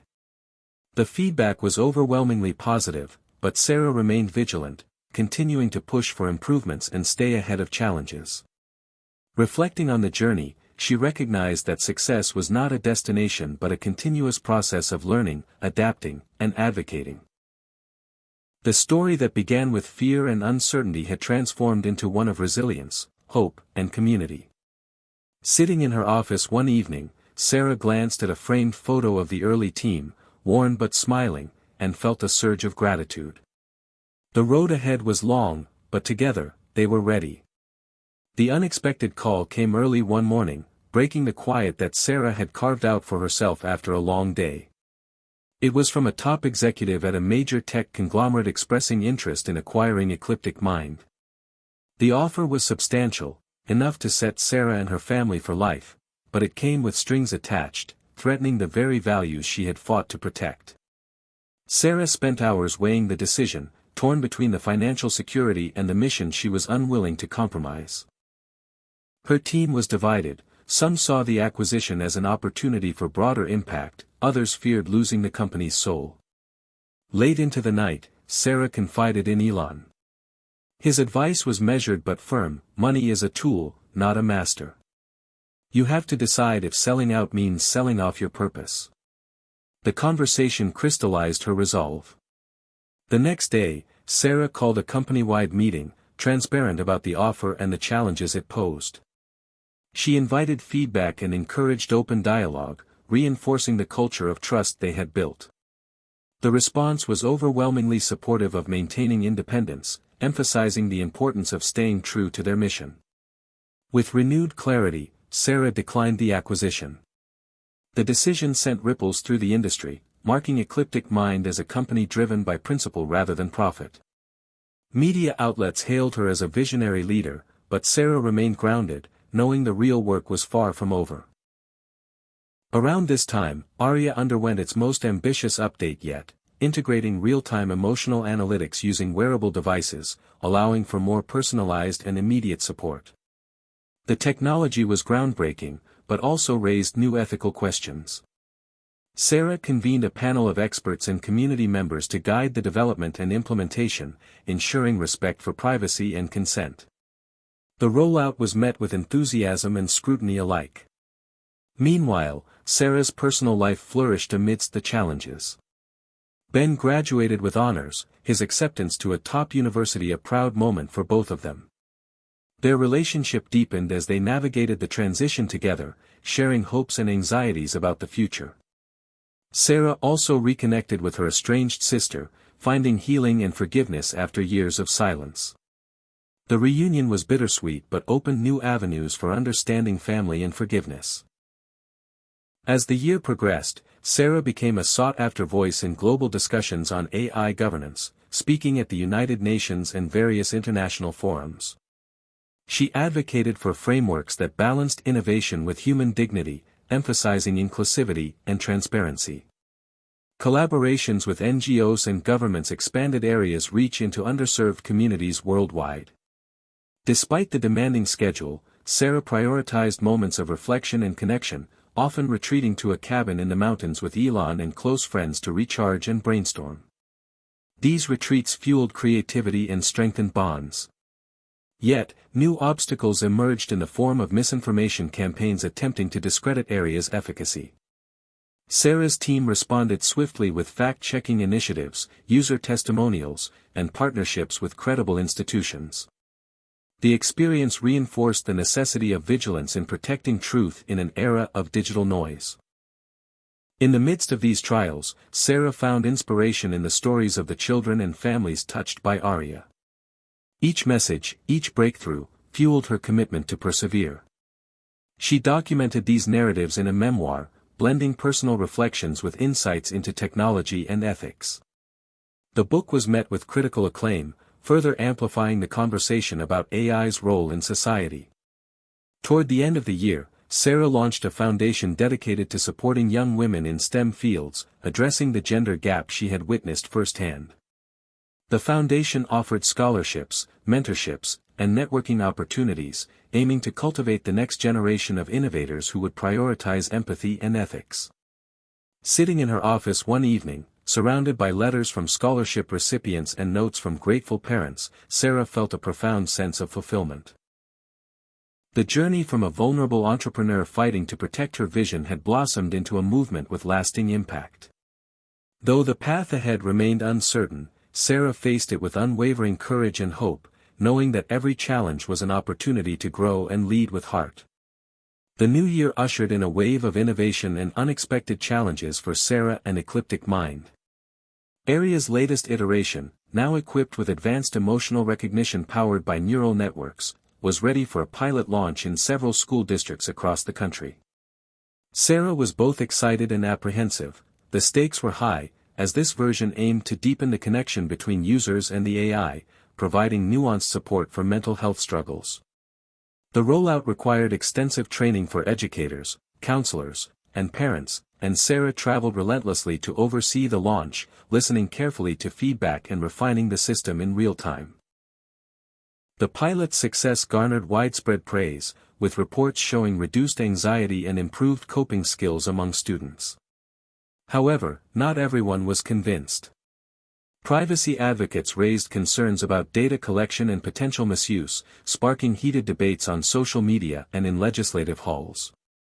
Sarah addressed these concerns head-on, publishing transparent reports and advocating for stringent data protection laws. She convened roundtables with experts from diverse backgrounds to ensure the technology was implemented ethically and responsibly. As the public discourse unfolded, Sarah remained grounded by the stories behind the statistics. One in particular stayed with her, a young girl named Mia who had used Aria to navigate the trauma of losing a parent. Her mother's heartfelt letter of gratitude reminded Sarah why she had embarked on this journey, to offer hope and healing where it was desperately needed. Meanwhile, Sarah's relationship with Elon Musk continued to evolve beyond professional collaboration. Their shared vision and mutual respect blossomed into a deep friendship, one marked by late-night calls discussing everything from AI ethics to space exploration. Elon's presence was a source of strength for Sarah, a reminder that innovation often required bold risks paired with thoughtful reflection. Amidst the whirlwind, Sarah made time for Ben, now a freshman at university. Their conversations grew richer, blending youthful idealism with Sarah's hard-earned wisdom. She encouraged him to pursue his passion for psychology, promising to support his dreams even as her own workload intensified. Back at Ecliptic Mind, the company culture matured, embracing diversity and inclusion as core values. Sarah championed initiatives to create safe spaces for dialogue, recognizing that empathy was not only embedded in their technology but essential within their team. These efforts fostered creativity and resilience, enabling the company to tackle new challenges with unity. However, the competitive landscape shifted dramatically when a major tech giant launched a rival emotional AI with questionable practices. The move threatened to overshadow Aria and sow doubt among users. Sarah responded strategically, doubling down on transparency, user engagement, and partnerships with trusted mental health organizations. She spearheaded a public campaign emphasizing the importance of ethical AI and community trust. The struggle reignited Sarah's fighting spirit, reminding her of the courtroom battles and betrayals she had endured. Yet, this time, she was more prepared, armed with a strong team, supportive allies, and a clear vision. As the year progressed, Sarah was invited to join an advisory council for a groundbreaking global AI initiative aimed at addressing mental health crises exacerbated by the pandemic's aftermath. The council included leading scientists, ethicists, and policymakers. Sarah's voice lent a vital perspective, emphasizing user-centric design and cultural sensitivity. The collaboration opened new doors for Ecliptic Mind and deepened Sarah's commitment to making technology accessible and humane worldwide. Late one spring evening, while reviewing user feedback from a newly deployed version of Aria in refugee camps, Sarah was struck by the resilience and courage of those she had never met. Their stories of survival and hope amid adversity resonated deeply, fueling her determination to expand Aria's reach. She began drafting plans for a mobile unit equipped with satellite connectivity, capable of bringing emotional support to even the most isolated regions. This ambitious project would require partnerships with governments, NGOs, and private donors. Sarah knew the road ahead would be challenging but believed that every child deserved access to compassion, regardless of circumstance. As summer approached, Sarah was invited to speak at a prestigious global forum on technology and humanity. Her keynote emphasized the transformative potential of AI when guided by empathy and ethics, calling for a collective commitment to build a future where innovation uplifts and connects. The speech received standing ovations and sparked renewed enthusiasm among attendees. Reflecting on the journey, Sarah realized how far she had come, from a woman fighting to protect her vision in a courtroom to a leader shaping a global movement. The road had been marked by fear, resilience, setbacks, and triumphs. And through it all, one truth remained clear. Technology alone could not heal the world, but when paired with human kindness and courage, it could light a path toward hope. As the fall season settled in, Sarah faced an unexpected personal crisis that threatened to shake the foundation she had worked so hard to build. A trusted member of her executive team was accused of leaking sensitive information to a rival company. The betrayal cut deep, not only because of the potential damage to Ecliptic Mind but because of the personal relationship Sarah had fostered with the individual. The revelation sparked an internal investigation that consumed weeks of her time and energy. Emotions ran high across the company as rumors spread and morale wavered. Sarah took the reins with calm determination, emphasizing transparency and fairness while ensuring the investigation was thorough. The process uncovered a complex web of motivations, including financial pressure and ethical conflicts within the accused individual. Sarah grappled with feelings of anger, disappointment, and sadness, but ultimately prioritized justice and empathy in her response. The incident reinforced the importance of company culture and trust, prompting Sarah to initiate new programs focused on employee support and ethical decision-making. Amid this turmoil, Aria's impact continued to expand globally. New partnerships with international organizations brought the technology to underserved regions, including rural communities in South America and refugee camps in the Middle East. Sarah personally traveled to several sites, witnessing firsthand the profound difference Aria made in people's lives. These experiences humbled her and renewed her commitment to social responsibility. On the technology front, Sarah's team achieved a breakthrough in natural language processing, enabling Aria to better understand and respond to complex emotional cues. This advancement marked a significant step toward creating AI that could engage with users more authentically and compassionately. The development garnered attention from industry leaders and academics, further establishing Ecliptic Mind as a pioneer in empathetic AI. At the same time, Sarah confronted the ongoing challenge of balancing innovation with privacy. Heightened global awareness of data security led to stricter regulations, requiring her team to adapt quickly and implement enhanced safeguards. Sarah worked closely with legal experts and ethicists to navigate this evolving landscape, ensuring compliance without compromising user experience. Personally, Sarah's relationship with Ben grew even stronger as he navigated the challenges of college life. Their weekly video calls became a source of mutual support, offering a space to share victories and setbacks. Ben's passion for psychology deepened, inspired by his mother's work and the stories she shared. Their bond was a reminder of the power of family amid professional chaos. Meanwhile, Sarah continued her collaboration with Elon Musk, their partnership evolving into a mentorship dynamic. Elon's visionary approach complemented Sarah's empathetic leadership, creating a synergy that propelled Ecliptic Mind forward. Together, they explored new frontiers, including the integration of AI with virtual reality to create immersive therapeutic environments. As the year drew to a close, Sarah faced one of her most daunting challenges. A public backlash fueled by misinformation campaigns targeting Aria's technology. Critics questioned the effectiveness and safety of AI in mental health, stirring fear and skepticism among users and stakeholders. Sarah responded with resilience and transparency, launching a comprehensive campaign to educate the public and dispel myths. She engaged with media outlets, participated in panel discussions, and facilitated community forums to foster open dialogue. The effort gradually restored trust and reinforced Ecliptic Mind's reputation. Reflecting on the turbulent year, Sarah acknowledged the toll the challenges had taken on her health and well-being.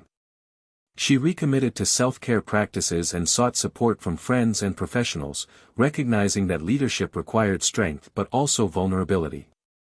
Through it all, Sarah's vision remained clear: to harness technology as a force for healing and connection. The journey was far from over, but her resolve was unwavering.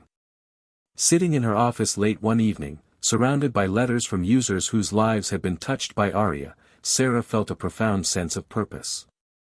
The story that had begun with intimidation and courtroom drama had blossomed into a movement defined by hope, courage, and the relentless pursuit of a better future for all.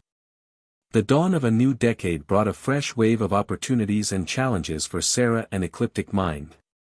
With the company now a recognized leader in empathetic AI, Sarah focused on expanding their mission to address systemic mental health disparities.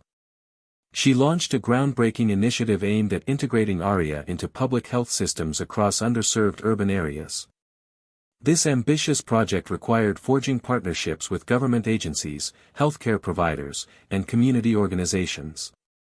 Sarah's days were filled with negotiations, strategic planning, and relentless advocacy. The complexity of navigating bureaucracies and political interests tested her patience and resolve, but she remained undeterred. Meanwhile, the technology continued to evolve. The team developed a cutting-edge feature enabling Aria to analyze voice tone and micro-expressions through smartphone cameras, enhancing its ability to detect distress signals in real time. Privacy safeguards were paramount, with users given full control over data sharing and transparency at every step. The innovation drew both acclaim and scrutiny, sparking debates about the balance between technology's potential and ethical boundaries. Sarah embraced the dialogue, viewing it as an essential part of responsible innovation. On the personal front, Sarah celebrated her 10th anniversary with Elon Musk, a milestone marking years of collaboration, friendship, and mutual inspiration. Their relationship, once purely professional, had blossomed into a deep connection grounded in shared values and respect. They spent weekends away from the spotlight, hiking trails, discussing philosophy, and dreaming about the future of humanity. Ben, now a college junior, had blossomed into a confident young man. His studies in psychology were complemented by internships at mental health nonprofits, fueled by the stories his mother had shared. Their conversations were rich and heartfelt, bridging generational divides with understanding and hope. As the Urban Health Initiative rolled out, Sarah visited community centers and clinics, witnessing the transformative impact of ARIA. Users reported feeling seen and supported in ways traditional services had not provided.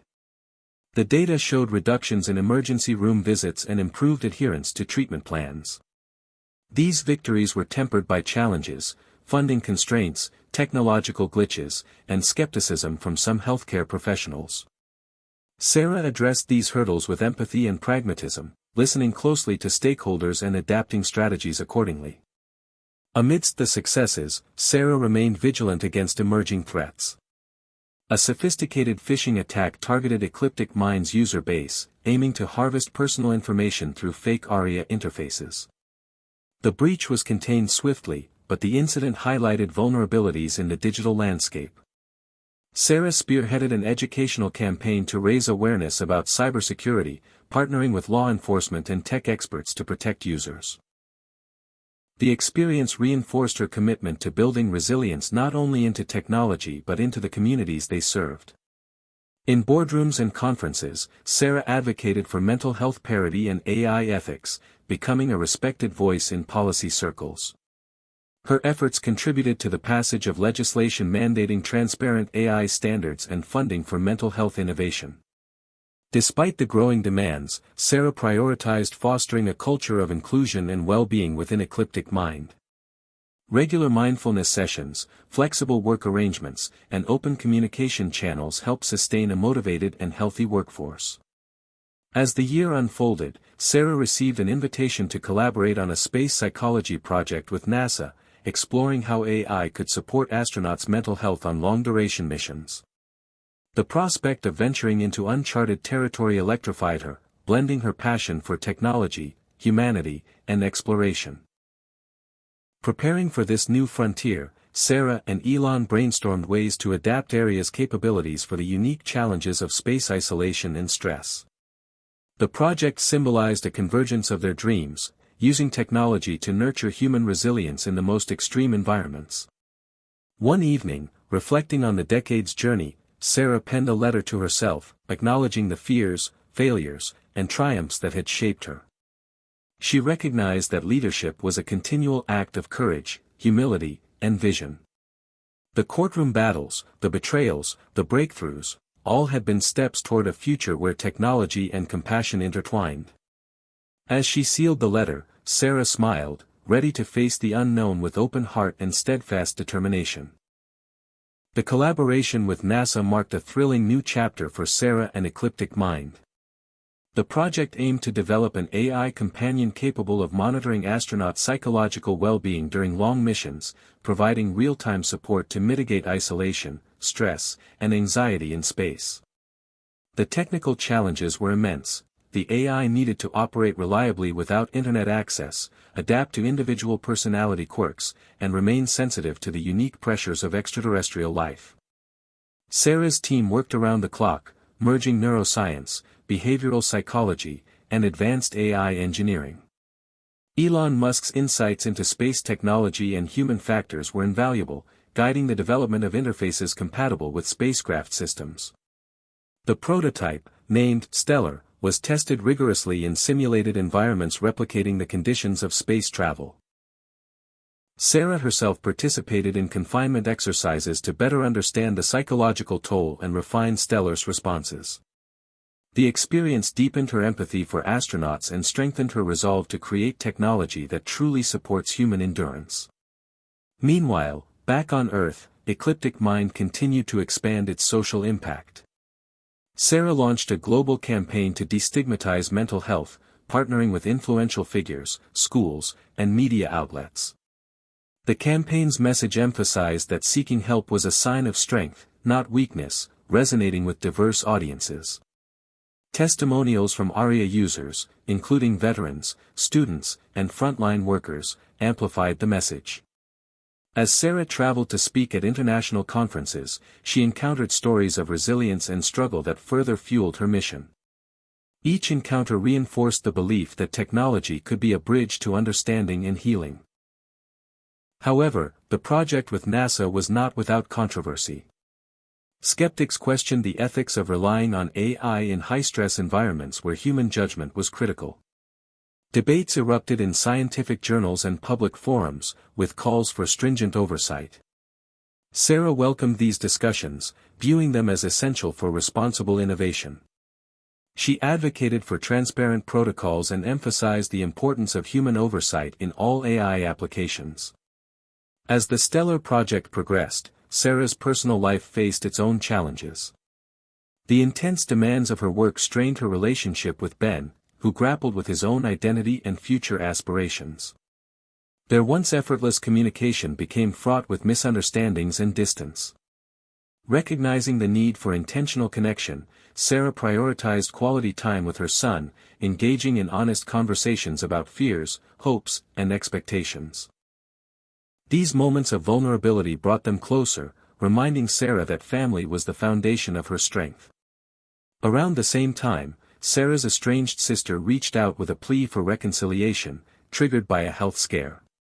Sarah hesitated but ultimately embraced the opportunity to heal old wounds. Their meetings were tentative at first but grew into meaningful exchanges, revealing shared pain and renewed hope. This personal journey paralleled Sarah's professional commitment to empathy and understanding. Despite the complexities, Sarah maintained a sense of wonder and optimism. The successful launch of Stellar aboard the International Space Station marked a historic achievement, with initial feedback from astronauts praising its support and companionship. The data collected would inform future missions to the Moon, Mars, and beyond. Sarah reflected on how far Aria had come, from a fledgling emotional AI to a trusted companion in the final frontier. As the year closed, Sarah was invited to speak at the World Summit on AI and Ethics, where she delivered a powerful keynote emphasizing the imperative of integrating compassion into technological progress. Her words inspired a new generation of innovators and policymakers to prioritize humanity at the core of AI development. In quiet moments, Sarah often revisited the courtroom days and the moment Elon Musk unexpectedly stood by her side. The memory was a testament to resilience, collaboration, and the power of standing firm in one's convictions. With renewed energy, Sarah looked ahead to the future, ready to navigate the unknown with courage, heart, and the unwavering belief that technology could change lives for the better. The momentum from the Stellar project propelled Sarah and eclectic mind into new realms of possibility.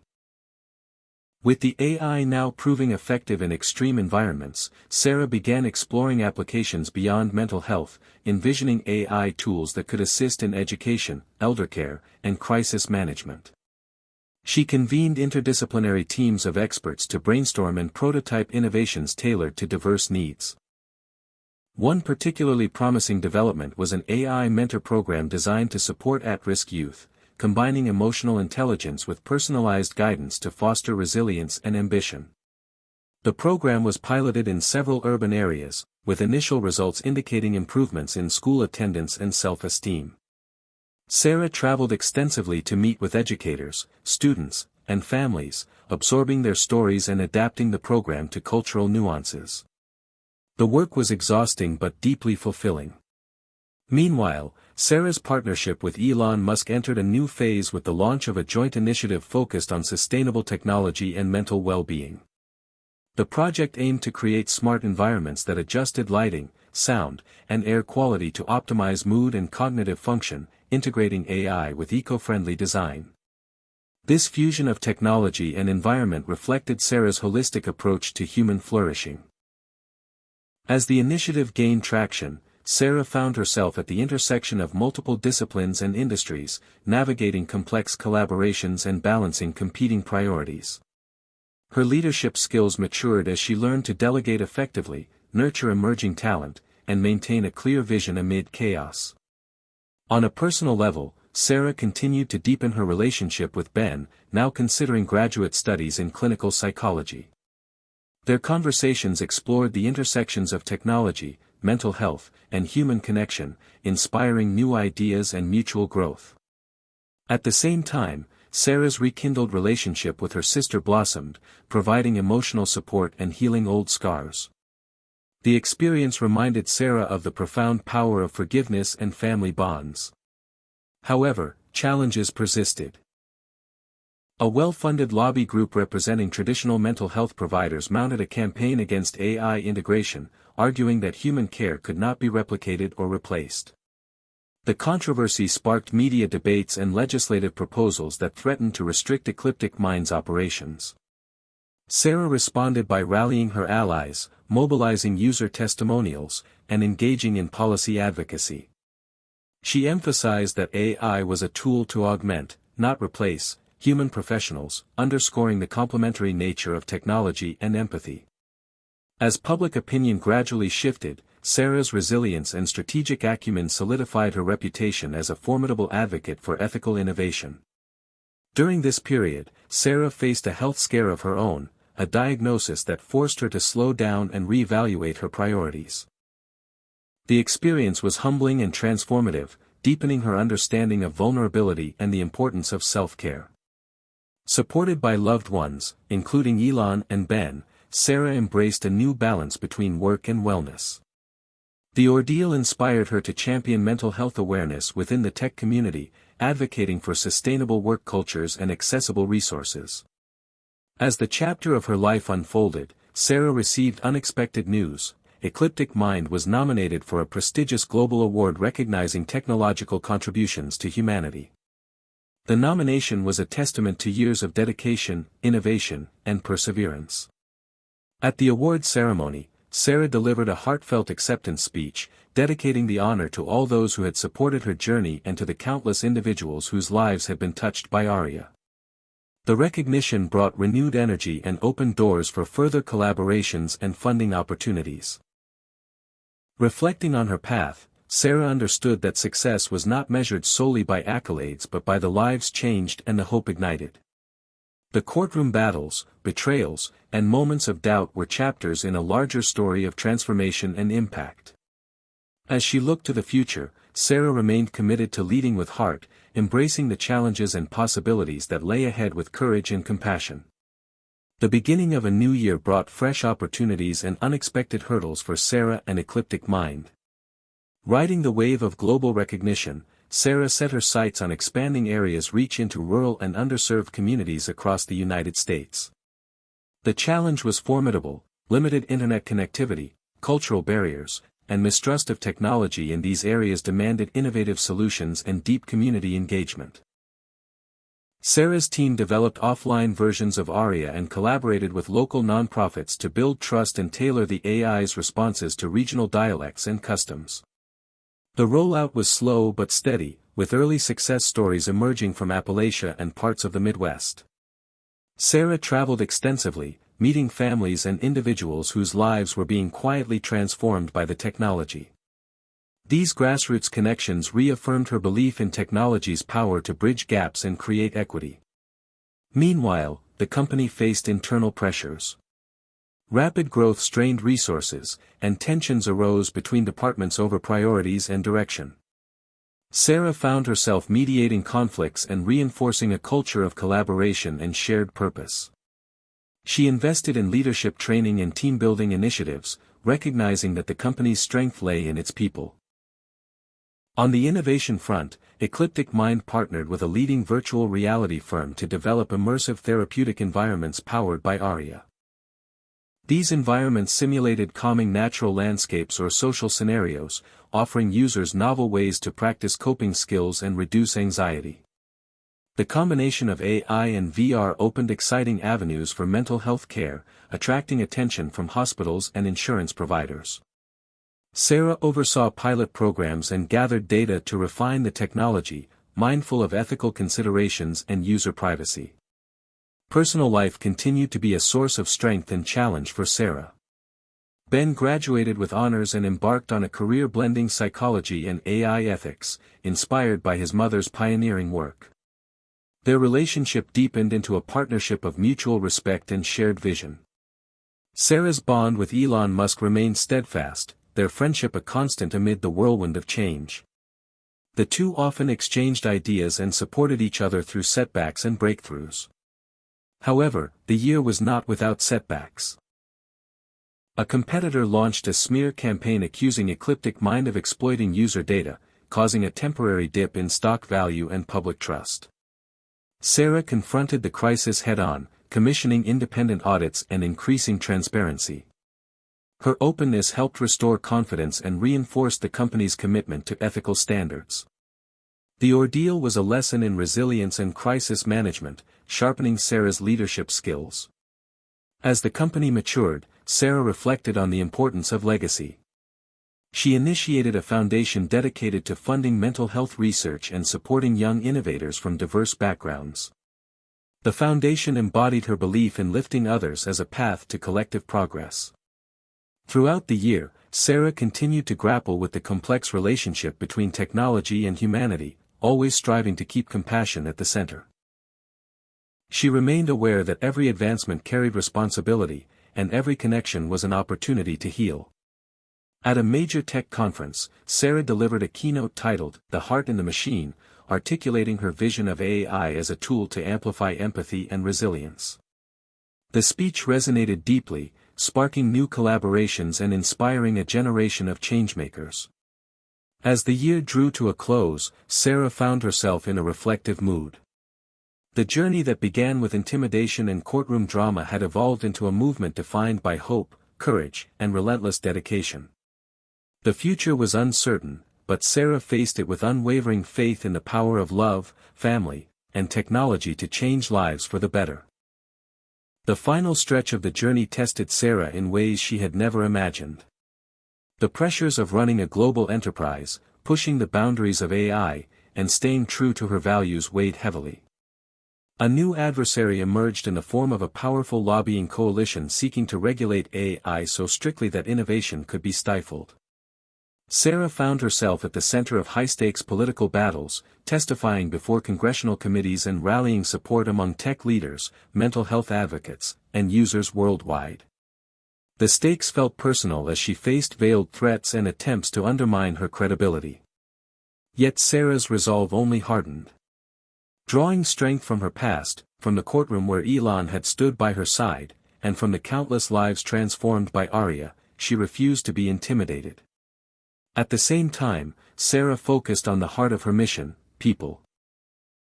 She launched an initiative to train mental health professionals to collaborate with AI, emphasizing a future where technology and humanity worked hand in hand. This initiative bridged gaps between traditional care and innovation, creating new pathways for healing. On the technology front, breakthroughs continued. Sarah's team unveiled an updated version of Aria, featuring advanced emotional recognition and context awareness that allowed for even deeper connections. User feedback highlighted the profound impact on loneliness and depression, reinforcing the importance of compassionate AI. In her personal life, Sarah experienced a moment of profound joy. Ben announced his engagement to a fellow mental health advocate, signaling the continuation of a legacy rooted in empathy and progress. The family celebrated, their bond stronger than ever. Meanwhile, Sarah's relationship with Elon deepened into a true partnership of equals. They co-authored a visionary paper outlining ethical frameworks for AI development, blending their unique perspectives and expertise. Their collaboration was hailed as a landmark in the field. The culmination of the year was the unveiling of Ecliptic Mind's newest headquarters, a state-of-the-art facility designed to foster creativity, wellness, and inclusivity. The building incorporated biophilic design, mindfulness spaces, and cutting-edge labs, symbolizing the company's values and aspirations. At the grand opening, Sarah reflected on the long journey from the days when intimidation threatened to derail her dreams. She spoke candidly about resilience, love, and the courage to stand firm in the face of adversity. The ceremony was attended by users, employees, industry leaders, and media from around the world, celebrating a shared vision of hope and progress. As Sarah looked to the future, she knew challenges remained, but the foundation was strong. Her story was one of transformation. Not just her own, but of technology, relationships, and society. The court battles, betrayals, breakthroughs, and love had all converged to create something greater than the sum of its parts. In quiet moments, she often recalled the question that had sparked it all: what if you suddenly lost everything and had no one by your side? For Sarah, the answer had become clear: even in the darkest moments, connection and courage would light the way. The moment had arrived. After years of struggle, triumph, heartbreak, and relentless dedication, Sarah stood poised to deliver the closing keynote at the Global Summit on Technology and Humanity. The event was a culmination of everything she and Ecliptic Mind had worked toward, a gathering of minds committed to shaping a future where innovation served compassion and connection. As Sarah took the stage, the weight of the journey settled upon her, yet she felt lighter than ever, grounded by the lessons learned and the people who had walked alongside her. The room was filled with anticipation, thousands of faces reflecting hope, curiosity, and the desire for change. She began by revisiting the pivotal moment that had changed her life, the courtroom showdown where intimidation met unexpected support, and where her determination refused to waver. That moment had ignited a spark that carried her through countless challenges. Sarah spoke candidly about vulnerability and strength, about the intertwining of technology and humanity, and the imperative to lead with empathy in an increasingly digital world. She shared stories from users whose lives had been transformed by Aria, stories of recovery, connection, and renewed purpose. The audience was captivated, their collective energy palpable. After the keynote, Sarah was approached by innovators, policymakers, and everyday people inspired to join the movement she had helped build. The conversations were vibrant and hopeful, a testament to the power of shared vision. As the summit concluded, Sarah returned to Ecliptic Mind's headquarters, reflecting on the extraordinary path traveled. From the bitter conflicts to the moments of profound joy, every experience had been a thread in the fabric of her story. In her office, framed newspaper clippings and photos told tales of resilience, collaboration, and impact. She gazed at the framed courtroom photo, Elon Musk standing firmly by her side, a reminder that even when the world seemed against her, she was never truly alone.